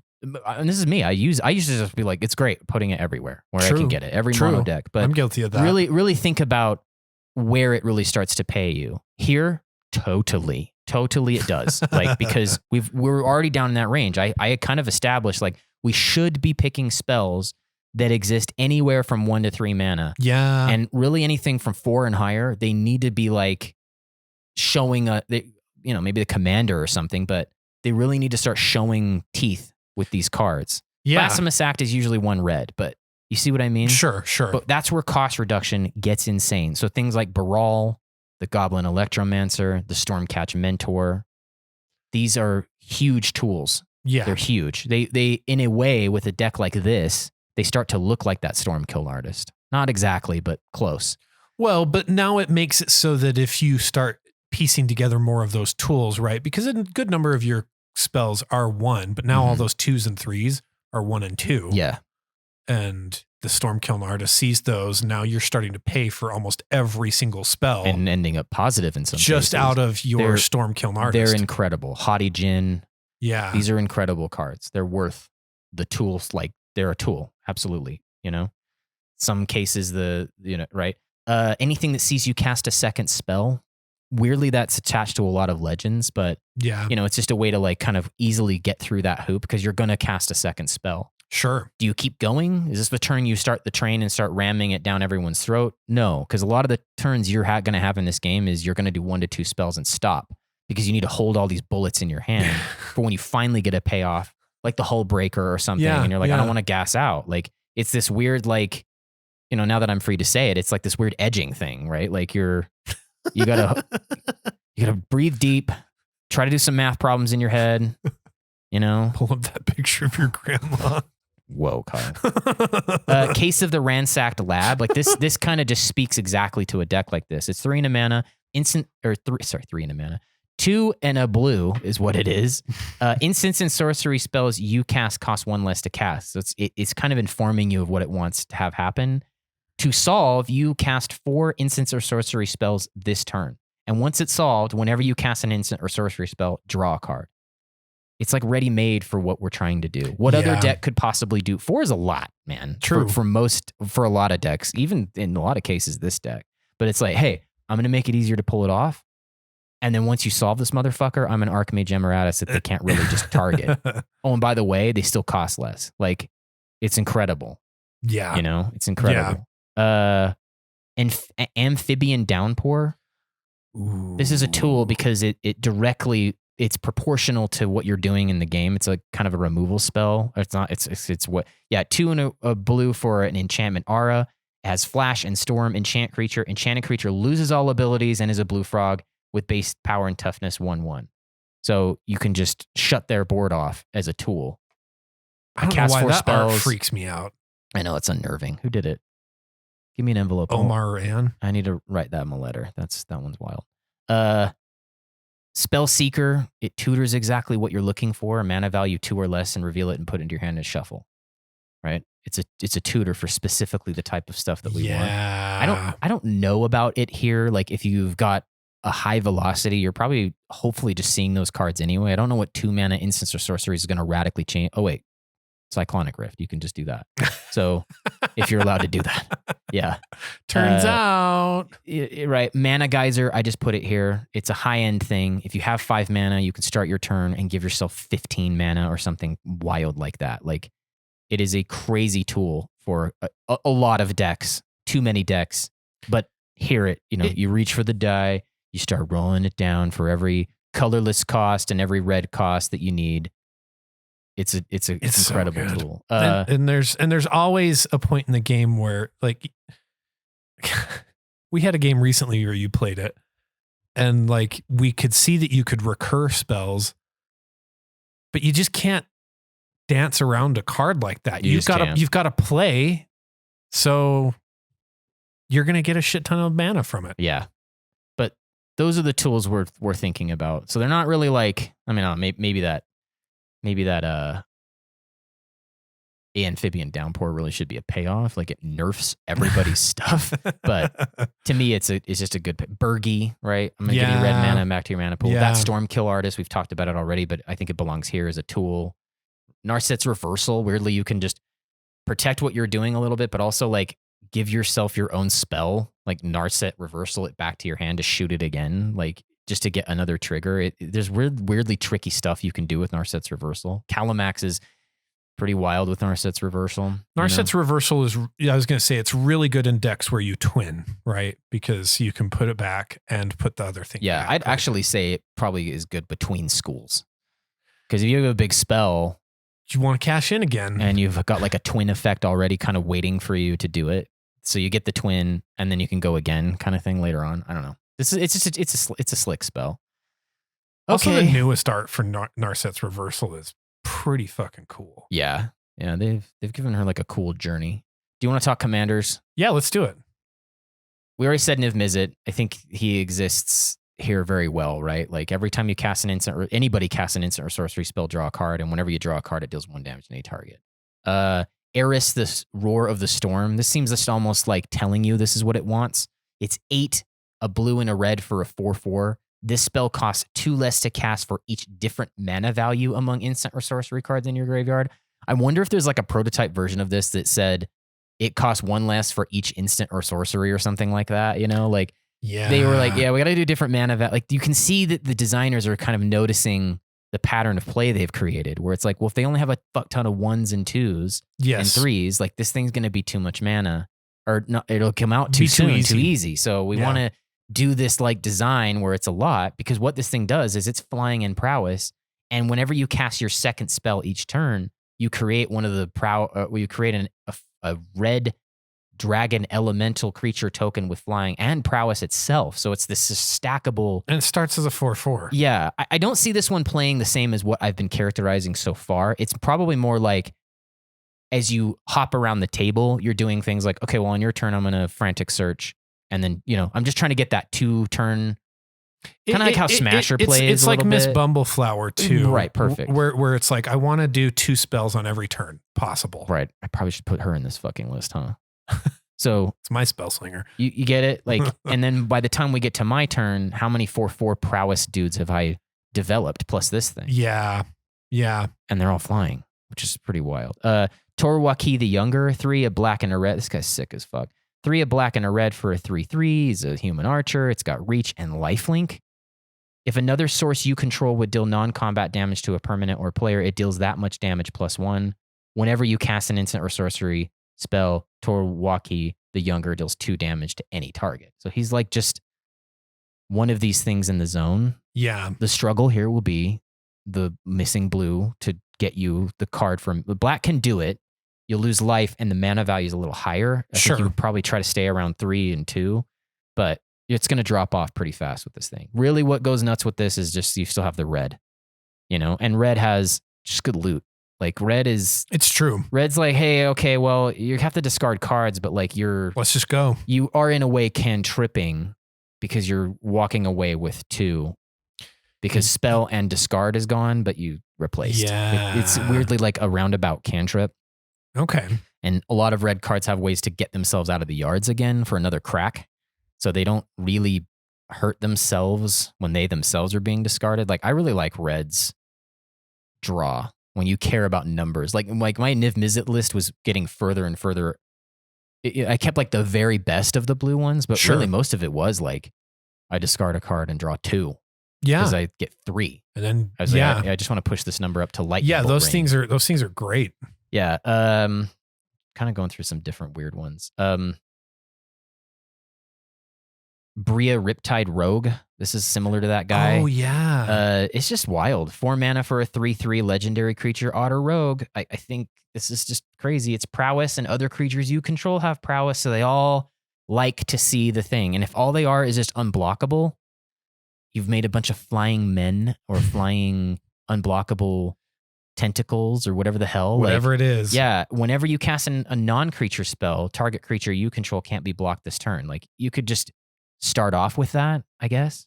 Just give it its... I don't know. Like decks like this where you've got a lot of low curve instants and sorceries that create tokens or better yet, just pick ones that just innately have double strike and red. I don't even know. It's so open-ended. But if the deck is just draw more cards, add more mana, and I have like maybe 3 guys. True. This one including, like, will probably be okay. Yeah, I mean, prowess stacks up pretty quick, right? Yeah. Or maybe they're just gutter snipes. Like you would normally never attack with a gutter snipe, but now it's prowess and unblockable. So sure, why not? Not only is it hammering the life total with its ambient damage, but it's now going to take one of your opponents into the back alley and pummel them, right? Yeah, it's like the streets are extended gutters, and it's just bashing your head in. Similarly, Black Waltz number 3, 2, a black and a red for a 2/2, flying death touch.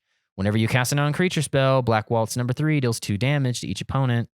Really annoying blocker for people, and yeah, just hammers people for doing what you're trying to do. I think this one counts well. I don't know if this is where people head with this commander, but I see it this way, which is Alila Cunning Conqueror. Oh, right. 2, a blue and a black. Whenever you cast your first spell during each opponent's turn, you create a 1/1 black fairy rogue creature token with flying. Whenever 1 or more fairies you control deal combat damage to a player, go to target creature that player controls. So this isn't really in line with what I characterized all the way through this school so far. but maybe a version of it rather than you doing it all on one turn. You're kind of breaking it out over as you traverse the table. So similar to like that dragon prowess guy. Mhm. Maybe this is just more palatable, but you know, you get the fairy and then you can go up to 3 people. Yeah, and I think this does point out that this is another way to do the low mana thing, right? Like capitalizing on triggers that can only happen a certain number of times on turns is another reason to use these low mana value spells, right? It allows you to Perfectly said. Yeah. How many 5 mana spells are you going to be orbiting around the table? Yeah, you just can't do that. But you can do 4 1 mana value spells around the table easily. Yeah. And if there's stuff that's valuable, like removing things or whatever, like draw a card. Yeah. It's an instant. It's pretty awesome. And this is something that's just supported in these colors. Like if you look at like a lot of the fairies and ignore fairy kindred and start looking at, they like things happening off turn, like her cousin that lets you look at the top 3. And I guess this one does specifically say opponent's turn. So you're not even going to do it on your turn, right? Exactly. On your turn, you're just going to go things and draw, go. Yeah. You know, so I like her with low mana value, I guess. Yes. Let's start moving into some that are like just kind of gnarly, like the ones that I think we've been just tiptoeing around. The ones that are probably at the top of the EDH rec rankings. So I think one that's there's 2, and I like one, and I should like the other, but I just think it's dangerous to use it. So there's Stella Lee and Jory and Ruin Diver. Like let's just compare these side by side. They have identical mana values, similar things they care about, but one just kind of takes it to a pre-con level of power where the other one doesn't. So Jorian is the simplest. It's 1, a blue, and a red for a 2/3. Whenever you cast your second spell each turn, draw a card. Super open-ended, doesn't really even need to be an instant or sorcery. You can do your signet and then do a ponder, and it'll see it and make it happen. Yeah. I had a really good time with this commander because there's a hard limit on what it can do. You know, in a way, I always have access to my own Archmage one-time emeritus kind of thing. I guess. Yeah. But what I noticed is it just wasn't worth you guys targeting. It died to board wipes. It died to I'm getting attacked and I got to block or I'm going to die. Stuff like that. Like it's not like it was immortal, but it was a concept that you and I are pretty heavy on, which is practically hexproof. Yeah. Practical magic is like what this is. So it just doesn't have this like insanity to it. You could play it the other way where you're thinking of it more like the Alila list where I'm doing 2 around, but it gets a little tough. It's 2. Like she's just like, hey, cast a spell on that turn. Yeah. The Eris guy's kind of tough too. Like you got to almost do exactly this, but break it over a turn if all you're looking to do is to draw more cards. But I think it's a great commander. I really do. But then Stella Lee came along. Stella Lee wild card. 1, a blue, and a red. 2/4, so it's just got better toughness. Whenever you cast your second spell each turn, exile the top card of your library. Until the end of your next turn, you may play that card. So similar, it doesn't draw the card, but it puts it in like the reserve space that red has for a whole turn cycle. But this is where she starts getting wild. You can just tap her, copy target instant or sorcery spell you control. You may choose new targets for the copy. Activate if you've only cast 3 or more spells this turn. So she's almost like begging you to cast more to do the thing that we've described here. Yeah. Yeah, she really is, right? Like it's an instruction. You get a trigger on the second, you've got an activation that only applies if you've gotten to your third. Yeah. So the buildup for this is you're doing the thing and you're building up for these big outcomes, you know, like these big sorceries and instants, you know, like that Mind's Desire. I mean, I guess you get one extra round or whatever, you know, like these big bombastic blowouts or a fucking cascade card is pretty wild, right? You cascade like, so it's pretty good. And what's really good about it is that like, if you're just doing the thing, you can just passively twin here and there and it just starts to add up. Double mana geyser into a crackle of power of something like because you have all this mana flooded into your pool is a real way to take a game with this, you know. But also like you don't have to look for that moment with something like this, right? Because I think that's a temptation when you have something like this that can twin. Yeah. Is you're like, oh, I'm looking for that big bombastic play. And it's like, yeah, but it also can just mean additional value. Yeah. As you're going along and humming along. Yes. She's just objectively stronger than Jorian. That's okay. whatever. We're moving into modern Magic, but I'm starting here to demonstrate like where things are headed in terms of power. Like this, I wouldn't call this like a super worrisome. There's much worse we're about to talk about, but like this one's starting to show like teeth where you're like, this is actually really good, man. Like he's getting a lot of card exposure, and then there's that looming low MV twin. We haven't really talked about twinning so much here because I just don't know if it makes sense to twin spells where all they do is draw you a card or things like that. Maybe the mana value ones are really good, but twinning spells really is more potent in this other school that we're going to visit soon. Unless you've got it for 3 mana and you've always got access to it. Right. And all you got to do is tap this chick, or God forbid, the battery of cards that allow you to tap and untap her that exist in these colors, where you're able to just go boing, boing, boing, boing, boing, because there's not a limitation, I think, on her. Let's help that activation, Storm count, huh? Right? Oh, I guess the copies don't apply in Storm, right? Do they? No, they don't.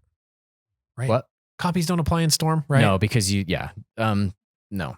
So this one starts to, you're starting to see like the thing, Gearson Starn Killer Morph, 1 a blue and a red for a 3/2. So this is like, I guess that this guy would exist in a department inside of this school, which I would call the burn department. It's a ward 2 because that was popular at the time for a 3/2. It has 3 auto stubbers or whatever. They're like tiny pistols in that game or in that universe. Whenever another source you can control deals exactly 1 damage to a permanent or player, Gearson Starn Killer Morph deals 2 damage to that permanent or player instead. So this is a magnifying effect. It's not instead. He doesn't replace it. See, my brain just fills things in. It's not a replacement effect. Yeah. My brain just fills that shit in. So he just does it. This is a magnification effect of what you would be doing. Like one of the things we were looking for was like like a gutter snipe style thing, but most of them actually deal 1. So now with this guy out, that battery of cards start dealing way more damage. And more specifically, this is a great thing to put Curiosity and Tandem Lookout in and give Death Touch and Lifelink, True. Like he's kind of like a tinier Niv Mizzet. He's like, if the deck is looking to do this, if it's looking to deal 1, and there's a good number of spells that deal 1 damage to everything, like Trickery and yes. Like there's a great number of spells that do stuff like that. Like it's almost on the top of his list. It's like Torbrand got reduced by a mana and given blue, dude. He's very potent for this. But what do you need? You need to replace those cards. So you need to cast Instants of Sorceries and draw to get them back. Like Archmage Emeritus is like, okay, well, I'm going to find you more 1 damaging effects and find you more guys that deal the thing and more Thermal Alchemist style. So he makes sense here as a low school burn department kind of thing. Okay. But I don't think I would have thought of that or recognized that. Yeah, it's kind of maybe like exposing my hand a little bit of like where I'm planning to take us within, Okay. Kark the Thumbless. This is a crazy legend. I can't do it. I just can't. 1 and a red for a 2/2. Whenever you cast an instant or sorcery spell, flip a coin. If you do, or if you lose the flip, return the spell to your hand. If you win the flip, copy it. This is just really strong. Like if the mana value is low and what you care about is casting spells to get triggers, losing the flip starts to not look like a loss at all. Like kind of like that Narset's Reversal style play a little bit. Yeah. Where I don't really care about what the spell is doing so much anymore because of what I've got going on, like Hull Breach or Horror or whatever. You know what I mean? Yeah. And if I get the copy, well, great, because then I get twice of what this card was designed to do. So Ponder, I get double Ponder, and Desperate Ritual, I get double Desperate Ritual. So this is a crazy card in this mana range. It really is, crazy. though, Just right? because the loss doesn't really feel like a loss. This is to say nothing about trying to break that and get more coins and clone him. I'm just talking about him simply. Yeah. Like there's a version of this where he could just be your commander and that's it. But yeah, which makes sense, but right? Korakashima is a known quantity in this format, and it's crazy. It's very crazy. This is a very potent commander.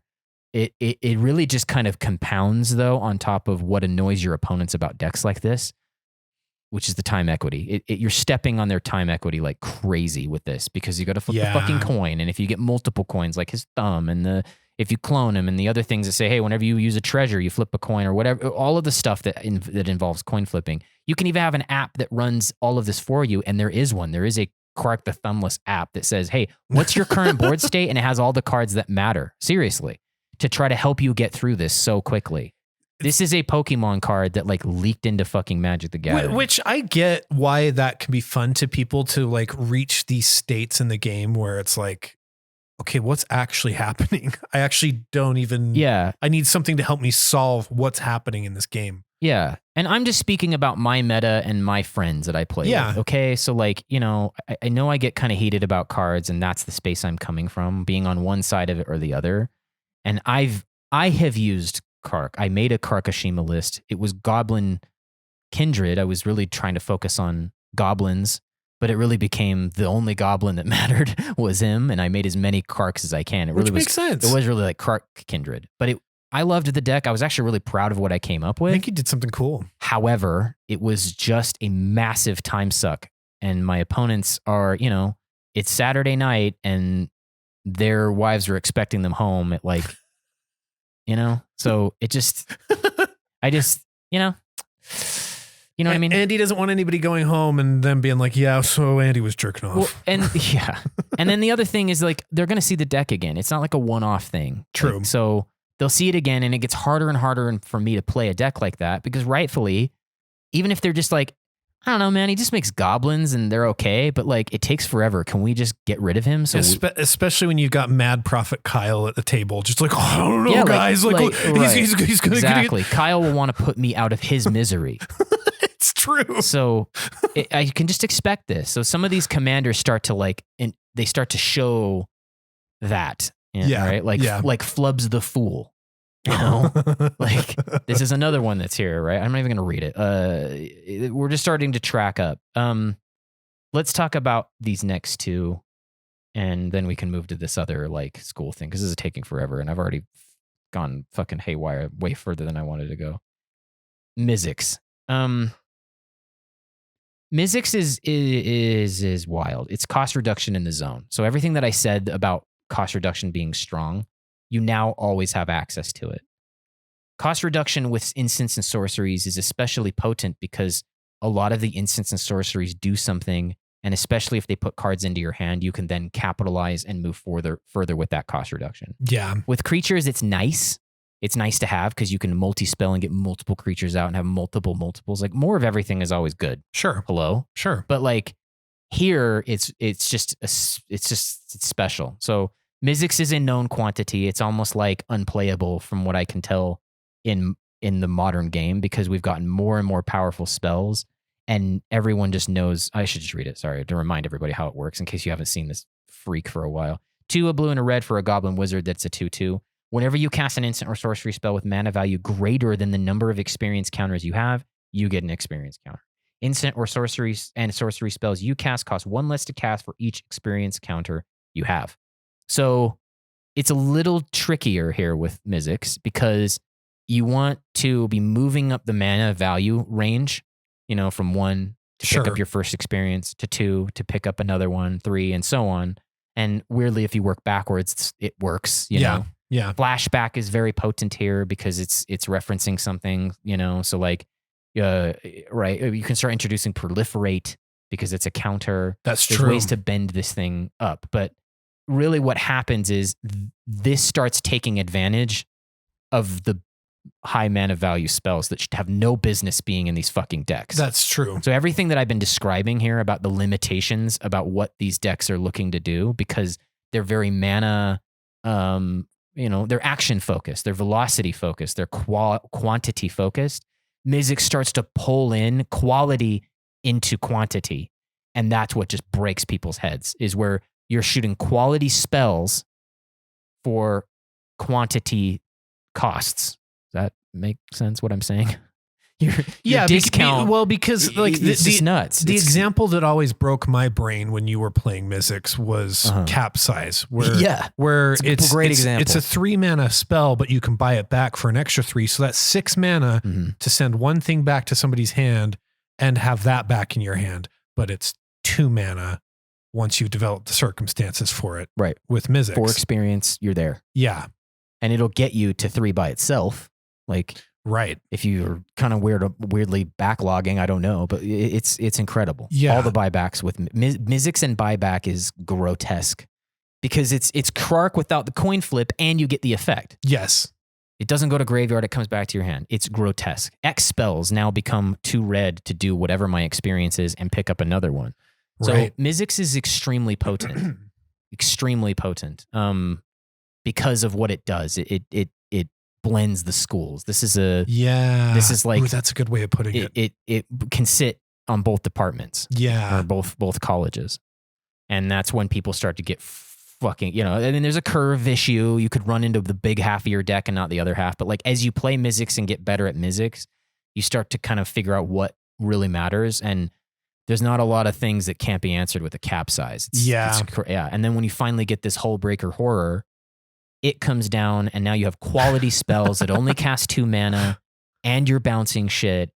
It's fucking wild, dude. It's true. Yeah. And like, you could introduce Krark to it. So now everything just feels like a crazy buyback. It doesn't matter. My cost reduction is so far down. Like I haven't looked at this commander in a long time. Making treasure. Like really, that was one of the big limiters back when I played with it was running out of color. Right. But now the treasure creation available now is. But now, okay, well, Brass's bounty. You just make a ton of gold for 1 red.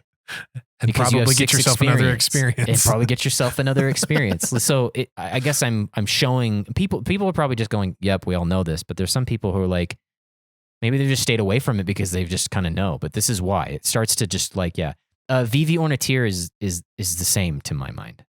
It's the same, but it actually adds some of the things we've already talked about to it. It actually has more egregious stuff going on with it. This is a really potent commander. It's a blue and a red for a 0/3 legendary creature, just wizard. You can pay 0 and add X mana in any combination of red and or blue, where X is VV Orniteer's power. Activate only during your turn and only once each turn. So they put all these limiters on it, but dude, to me, it's still wild. And then we still got more to say. Whenever you cast a non-creature spell, so it's way more open-ended than Mizzix still, put a +1/+1 counter on VV Orniteer. We're still not done. It's going to deal 1 damage to each opponent. So what you were doing with Kelson Starn, Kellermorph, whatever, you can do here. You can Curiosity with this thing, and you'll draw 3 cards for every time you do this. And you're weirdly giving yourself your own experience counter every time you do it. True. A form. And then right? a form of it to activate it and blow out some high quality spell. Like, okay, now I'm going to Mana Geyser or something and go even higher and keep hammering people. This is the only legend on the non-color filtered Spellslinger page on EDH Rec that has a high enough salt score for it to be indicated. Yes. It's the only one. Not even Mizzix has that. Yeah, not even Mizzix has that. So this starts to blend the schools a lot. Yeah. And even if you don't, it doesn't even have to. Like I think Mizzix eventually has to start moving away from low MV spells because you're like, okay, well, I need to maybe I don't know that cost reduction, but like eventually you're starting to look at higher MVs. Like that capsize is just too juicy, it's way juicy, dude. Where this, it's like, dude, you can just hammer people to death and draw on 1 billion cards if you get one of these like tandem lookout curiosity effects on here. And by the way, it's getting bigger and bigger and bigger. So you're like, okay, well, Chandra's Ignition, and then you draw even more and burn off. Like it's just, dude, this guy is Chandra's Ignition. This thing is ace somebody wild, right? But yeah, burns everything away. No blockers. People are basically near death. Overkill, massacre, total carnage. Yeah, quad finish damage. him. Oh yeah, finish him. All of it is happening. All of it. It's all happening. Yeah. Crazy. But, what a legend. Yeah. Vadric is similar, right? He's got to have his power come up. Yes. Similar. Like they've been playing around in this space a little bit. They just, so far, have ramped it through. Veyran's wild. All of the things that we talked about that go off, well, they go off again, and then this thing has prowess. Like, so it's a long list of low MV commanders.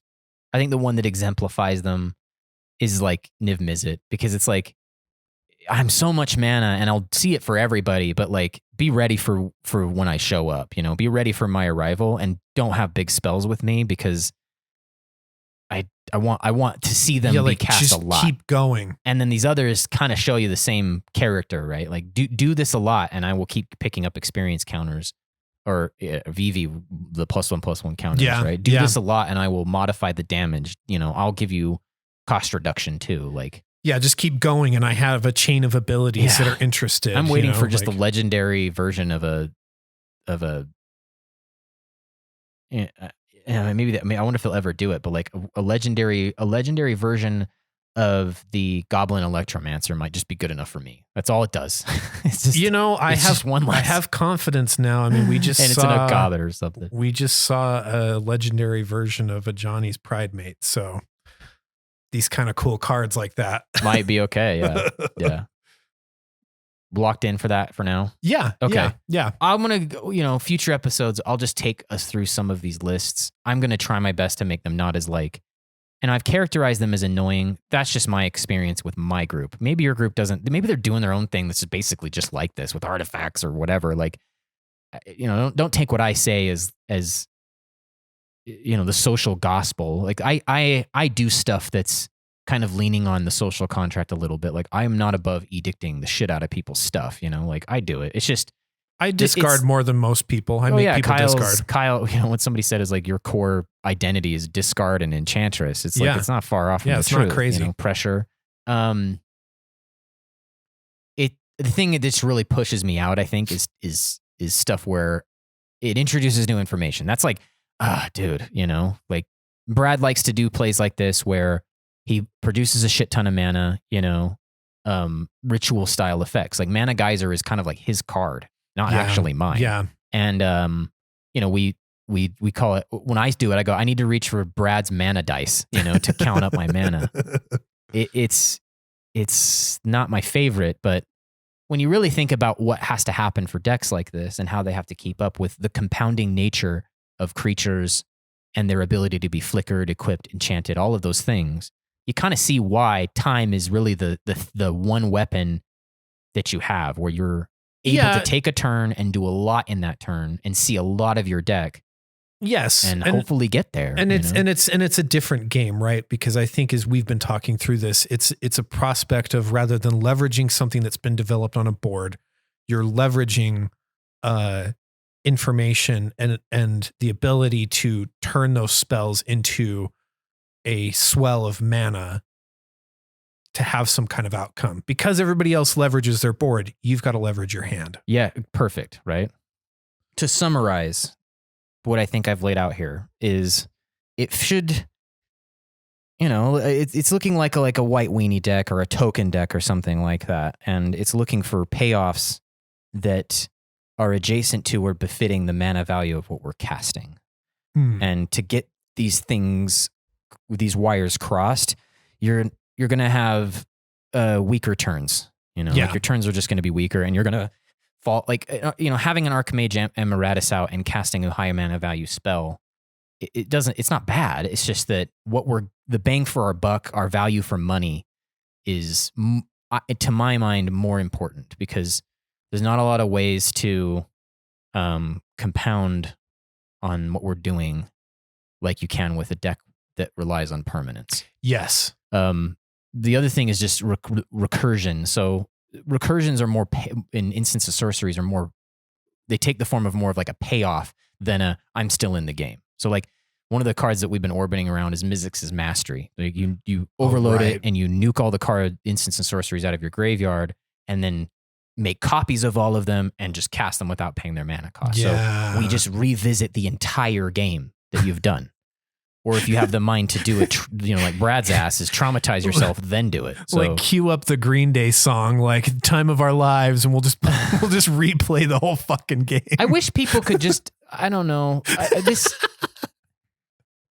I think that this is just another side tangent. I think our meta desperately needs that kind of humor where it's like there's nothing you can do, like I'm doing it. Can you just fucking have fun with it? Right. Is it really such a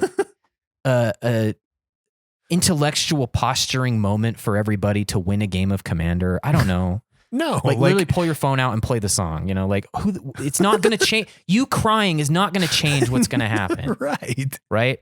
My blood pressure will go up because I feel bad doing it because I've been trying to chase this high, but like you do the same stuff with your own thing. I want to be clear. And I complain. I want to be clear. I'm not about yucking people's yum if they want to do this. Yeah. I just feel anxiety about when is it going to happen and is there anything I can do about it? But that's where I feel the anxiety. I think you and I are in the same boat. You have I will fucking leave the room when Bradley reaches for his mana die, and I don't. So this happened like I think it was a couple weeks ago when we were playing. I left the room because I had nothing. I had no way to respond to anything he was going to do. I did my job. I harried him as much as I could, and it was time for him to just do his thing. Right. And I looked at his graveyard. He built a Celeste deck. You've played against it, I think. Yeah. And it's incredible. It's another banger from Brad. And I'm like, well, I've done what I can to trip this thing up, and I've done okay. But I see what he's doing, and I'm like, I can't hit all of it. I'm looking at this, and I'm like, he's built this very well. And currently, I'm not respecting graveyard hate to the level I need to do right now. That's going to change, and is already changing, but I can't do this right now. So I'm like, all right, well, I'm going to go grab something to drink. Do your thing. I leave the fucking room and he's like, I'm going to wait for Andy. And Tiff's like, just do it, Brad. He doesn't have anything. Just do it. No, you never know. No, it's not that. He wants to show off what he's going to do. Right. He's proud about what he's built. So I come back down because I don't want to watch it candidly. And it's shitty of me, like I should just let him have his fun and let him do his thing. And if I have an answer, I'll use it. Right. Right. Now's the moment. I can laugh and nuke his yard and be like, I guess like we're not listening to the Green Day album. Next time. Yeah, like American Idiot, and just nuke his graveyard. I can't believe we're using Green Day though. But yeah. Every high school did that Time of Our Lives song with the photo montage though, right? Like that's what. And before that it was Tonight. Right. Yeah. Or maybe not. Maybe they both did that. They were in the same Tonight era. was at the prom, and that's right. Yeah. So, I guess what I'm saying is like, I wish that we could just hard pivot to, there's nothing I can do. It's happened. I'll just do better next time. You know what can happen, right? All right, I'm going to cast Mizzix's Mastery. Well, in response, Tormod's Crypt. Yo, like I just wasted my mana. I probably won't even ever cast Mizzix's Mastery if you're just sitting on a Tormod's Crypt. Yeah, like, like it just wasn't the stars didn't work out. It's fucking Commander. But instead, I'm like rolling my eyes and losing my shit as he's just like recurring the fuck out of every creature ever. Plus, yeah. So, right. Where was I going with this? Yeah. Mizzix's Mastery is a huge one. Past in Flames, if you can kind of work around it's needing to pay the mana. That's another one. Like, yeah. These are, like black can pull whole. There's Rise of the Dark Realms in black. Yeah. You'll grab every fucking yard. There's Ascend from Avernus. Yeah. There's a land that fucking does it in black also. It's like, well, hey, just like X-Spell, $30 card, but like whatever, where you rubber band your whole experience back into play. And then everyone has to deal with it again. Doing that. Time of our lives. Like Here we go again. The montage. All the creatures are just hanging out, right? Posing for the camera. Wearing their then cool, now cool Jinko jeans. Yeah. Garukin Jinko jeans. Oh. So that's the idea. Departments inside of this burn. If you go and look at like specific types of decks, I was kind of going through and I started bleeding out. I'm like, oh, a lot of these burn commanders seem to make sense here, Yeah. Cantrips is a thing. Like Talrand. Yeah, I don't know what version of Talrand is the best. We've Cody, this is old school, but Cody had built a number of them. He did the cantrip version of Talrand, where it's like, I'm just going to draw and make more Drakes, and I'm going to draw and make more Drakes. Yeah. He did the permission style Talrand, which I didn't think worked very well for him, which was counterspell.deck. Yeah. Because it runs into that issue of like, it needs to reintroduce the card. Even when you have a guy who makes a 2/2 flyer, it's not enough in the face of a questing beast if you just can't counter it or something. Turns out. You'll just fall behind. Right, the card thing gets in your way. Yeah. So this school is extremely interested in managing card flow, managing mana production and usage through that, and then really looking for ways to turn what all of that is into a way of either tearing people down in the form of like a very short list of cards, or pushing ourselves even further along, or we're just winning outright with something like a Thassa's Oracle style thing, if it's possible. You start wheeling because your hand size is so huge. Like, you can start connecting the dots. There's stuff that's like, oh, okay, well, or you could just be more aggro about it. You're like, well, I have a hand of Vecna on my commander that has flying. Yeah. Because I ditched a wonder through all of the drawing and discarding I've done. That's it. That works, baby. Like, dead is dead. If I eat 21 because you have a whole giant hand, or that's why I like that Prof's eidetic memory. That's a great payoff for something like that. It's picking up counters. Yeah. It's growing bigger, persistently bigger, These are really cool. There's a wand that only attaches to wizards when they ETB. It's the I used to use it with Naban. Like, it'll move over. The Diviner's wand. Yeah. It'll move over. Yeah. Give them flying. It's a lot kind of packed in there. Yeah. You don't have to stay in those spaces, but the reason they're strong and the reason people often go there, I think, is like what we talked about, the compulsive nature of some of the card selection things that we do. Yeah. And two, just because of like what you're up against, like the pushed green mythics, crazy black spells that just like blow out everything, white spells that really just terminate a lot, right? Like, we had to move one to a game changers list like recently. So true. They've got some really potent stuff. Blue has them too, but like, it starts to look different when you're on one side of bracket 3 versus the other. Yeah. Like, these decks start to show their teeth, and really it's not enough anymore to run even these commanders. And you need more persistent partner and everything black. You really want to start introducing black to end games. And then as you move the other direction, like, green starts to look pretty really juicy. Attractive, where you're like, I'm cantripping every time I shoot my cultivate style cards. Like, these look fucking wild, dude. Like, pretty fucking cool. They start looking pretty wild. What do you think about all of this so far? This orientation of the low mana value school. I think I'm really into this because as we enter into the space, like, the reason you're presenting this as a series is you have a lot of experience with Spellslinger. And I think there's a lot of things, to me, as someone who hasn't spent a lot of time in that space, that's not obvious, and I think the low mana value version college of Spellslinger wasn't obvious to me. I think when I put it in terms of some things that I've tried to do, like my most successful iteration of that maybe recently has been with Miss Bumbleflower, but only because I put it on rails. I told myself, I want to cast spells off of people's turns, or off my turn. Yeah, I should have put her on this list. It's like Alila. So that I could do that. And then I want to have spells that help other people go beat each other's faces. And if they don't want to do that, then I'm going to make it really hard on you to get to me. Like, I gave myself these rails, and it accidentally, I think, lined up with a lot of these things that you have outlined in this episode, which is, there is some end point. The end point for me in that case is somebody else has killed the other two players, and then I use commander damage to kill them. Like, but a lot of these principles you've talked through had to be there. Yeah, you're like, I need a card that draws a card that's low mana that I can cast off turn. I can reliably do this multiple like, if what I want to be able to say something on everyone's turn. Yeah, and so the commander basically does that, right? Turns everything into a cantrip. I have some cantrippy spells in the deck, but she's basically like cast 2, draw 2. Yeah. And so she's doing it. And it's not obvious to me in other places how you're making that leverage. And so I think you've done a really good job through this episode of illustrating, like, there's the velocity of card flow is important, and finding some mana or reduction to weave through, and then having some end points. I think that's made it much more clear for someone like me who hasn't spent time in this space what you actually are doing. Yeah. Because if I go look at like an average low mana value deck on EDH Rec, I can see the cards, but understanding why is a different thing. And I think you've done a good job of outlining that. The next episode will go over to like where I'm playing more lately, which is the higher mana value stuff.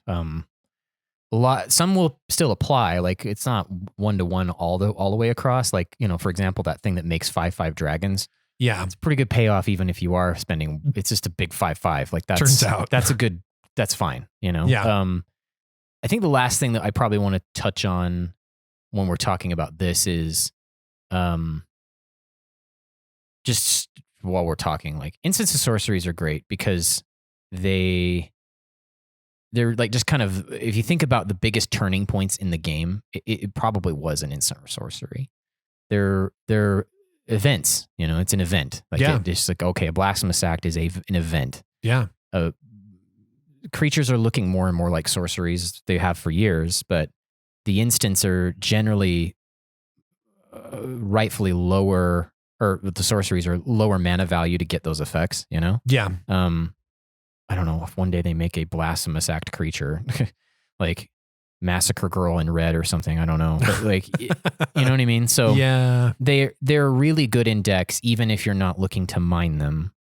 That's a different conversation of like, hey, you should play more instants and sorceries in your decks because they introduce this unexpected outcome that people aren't really able to get a good read on. Like a simplest example, I think, is just like Overwhelming Stampede, Akuma's Will. People know they exist. They're known win conditions, but like, are they there or not? Mm-hmm. Like, we don't know. Like, we really don't know if you've drawn it or not. And that information or lack thereof is, it does fucky things to games. It can hurt you because people just assume you have it and they won't just keep rushing you if you've done it so many times with this deck with the same crowd. But there's something different between that and like a Beastmaster Ascension that we see getting the counters and see you getting towards, okay, all of his creatures are going to get +5/+5. Right. People freak out at that Beastmaster Ascension, but they might intuit that you have an Overwhelming Stampede, but we can't see it. So there's that nature too. Like it can help and harm you, but they're really good with decks. And really they allow you to interact with people where they don't think they're going to get interacted with. Some people come out of metas where they're kind of like a ship in the night situation. I think it's how it's been characterized, where they just push out the strongest thing and don't expect somebody to come in there and break their game a little bit by just a braid. All right, Ashnod's Altar. And then they don't do anything with it and they pass. That will never work here. Like, we know it's got to go. So yeah, like I've had games where Ashnod's Altar pass. Are you sure? I've had games where I put out an Ashnod's Altar. I'm like, I don't know what I'm doing. I think I just need the mana really bad. Like I just gotta like you're talking off. Like you're talking off. I'm just using it for mana, guys. I don't have anything obvious to do with it yet. And it's like, yeah, but the minute you do, it's a mana ability, and it's like, so we just break it. Yeah. So there's metas where people just Ashnod's Altar pass, and our meta, it's Ashnod's Altar. No one's responding. Yeah, like people's pause. And here we go. Yeah, and here we go. And it just goes the hell off, Or people who just like turn one skull clamp, like, all right, skull clamp on turn one pass. No. Like, nah, dude. Like, I am going to Thieving Skydiver that shit. Like, for fucking sure. Like, there's different metas where when introducing simply something like an abrade or even a lightning bolt these days, like it just completely warps their head. They're just like, whoa, I wasn't expecting like somebody just to undo That's this. True. And That's their whole true. game plan might be built around this, or their opening hand. Like, some people take opening hands like that. I'm just looking for draw most of the time in my opening hands of like, I just want to get deeper into the rest of what I've done. Designed enough this deck lands to do. and draw is usually my thing. Yeah, and it seems to work out better. But there's some people who are like, oh, I've got Ashnod's Altar and 3 lands, and they'll just keep, and that might work. It might flow okay if they're used to not having someone interrupt what they're about to do or whatever, Yeah. But around here, like, we've got people who, like, we run the Path to Exiles and those little cards. Yeah.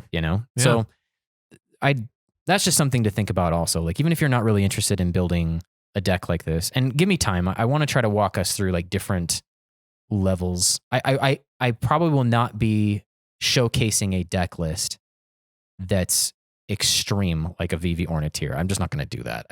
It's already built. Just go to EDH Rec. I don't know. Like, I'm not really there. There's enough data to craft those. But I've been looking at some of these guys and I'm like, this would actually be pretty fun to play maybe revisiting like where the Jory end deck exists now. It's been like 3 years since I ran that, but just something simple where, we're going to do elements of this, and then really talk about the differences. So like, I think the big two sub departments I think we've identified as we've discussed is I'm doing it all on my turn or I'm doing it over the cycle of the table.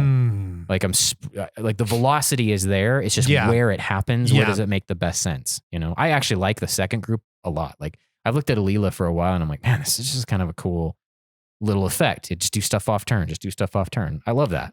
It can get annoying too, the whole in your end step, but it's not, but they get their turn. But sometimes it can be things that are interactive as well, right? Like, I mean, that's been my whole thing is it's just like, Bumbleflower, like, hey, hey, Brad, you want to fuck Andy? Of course he does. Like, I'll hook you up, dog. Yeah, and then he's like, if he tries to attack you, you're like, all right, snap, and it just goes back to your hand, and I untap 2, and I'm ready for the next person. Exactly. Like it's incredible. Right. Like, I love styles of play like that, right? That's the other, I think, last thing I'll say is, you and I say this a lot about playing on the front foot, playing on the back foot, and I was trying to explain this to Zach because we were sitting here yesterday. He had came over to like, what did he come over here to do? Anyway, we were hanging out and this is before we were playing Diablo, and I was talking about, he wanted to make a new deck, and I'm like, well, let's look at your roster. Like, what do you got going on? Because he's very aggro. He likes aggro decks. Yeah. And there's nothing wrong with that. If that's what you want to do, that's great. I love when you do it too, because now I know what I'm going to face every night.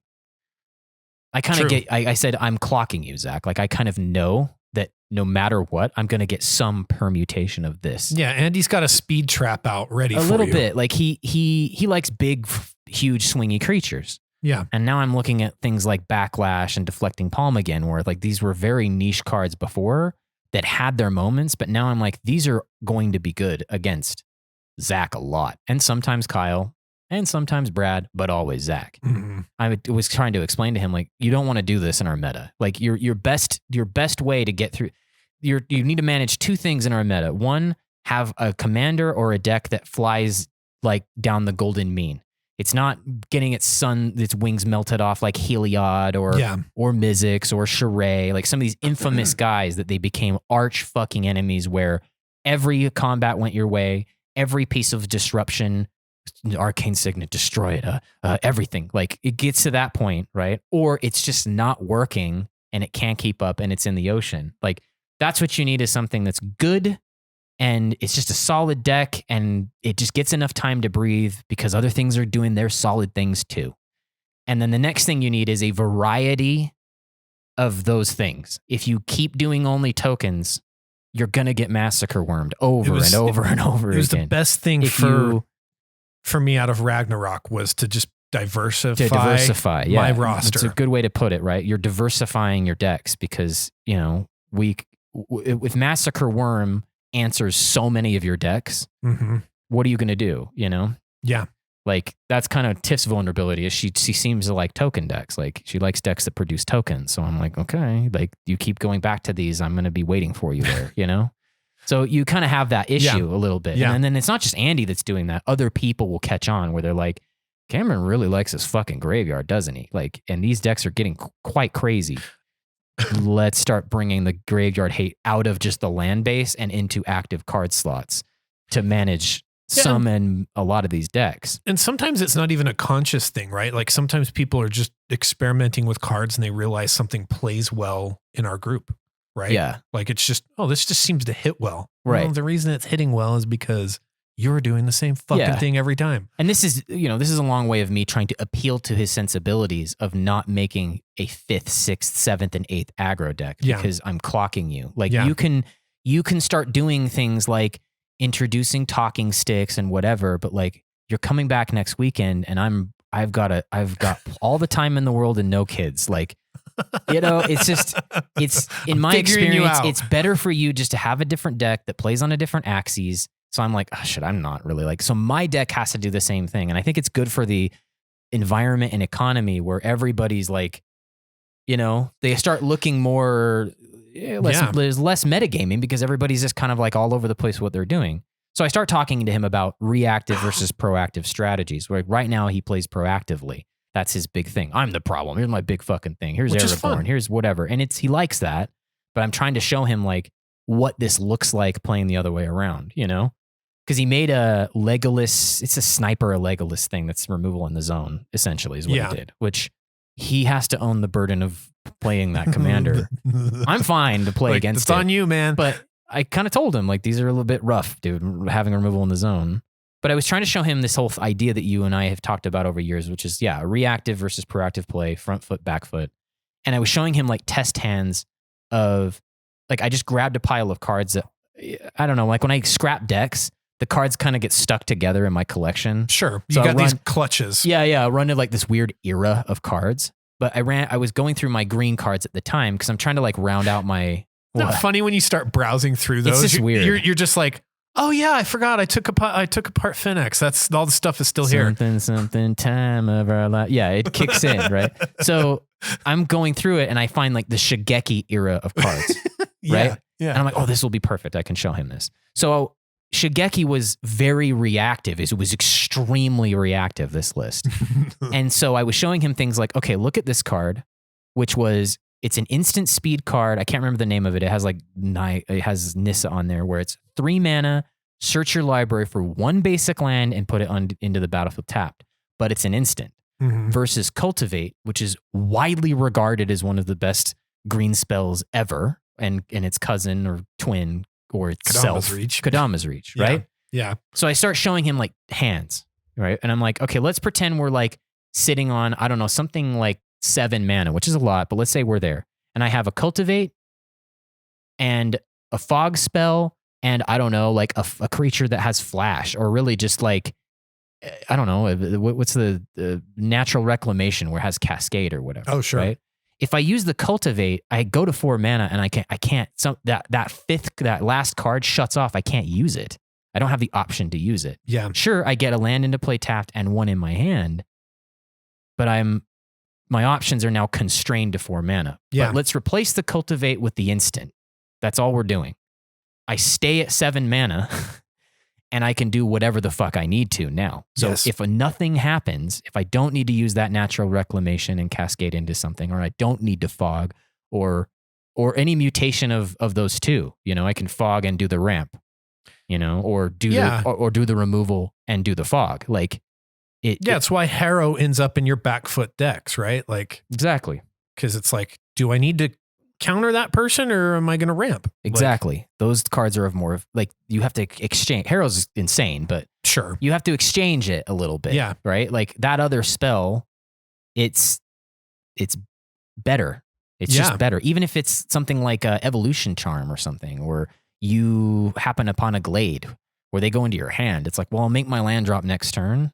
Yeah. Is that any different than it coming in tapped off turn? I suppose it only matters if I already have one in hand. You start getting fucking nuts. It'll start driving you crazy. Sure. Yeah. Right. Or, well, this has cycling on it and it's an instant. So I can just ditch it altogether. Like that one thing that exiles 3 enchantments. It also has cycling. Yeah. So you start thinking like this when you're talking about changing the stance in which you play this game.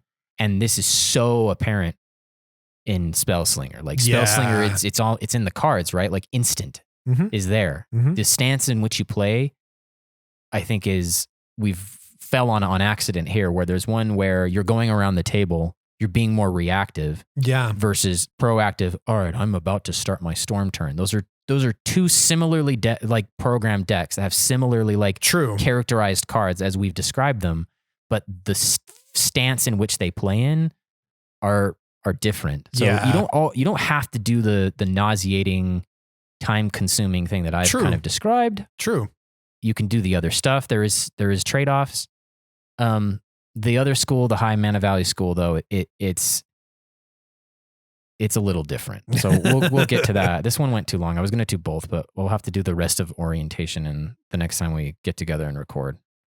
It's the weekend on campus instead of just like the 6-hour thing. I just didn't think this was going to go that long. Hey, I throw these like comment bombs in and you're like, actually, let's fucking talk about it. But this is how we end up in places. Like I didn't think about like, oh yeah, like this is how that would look. And Bumbleflower, I completely forgot. That's it. That totally fits what we went over. That freaking bunny. Yeah. that probably has a salt score too, actually, but does it? I don't know. Yeah. All right, cool, dude.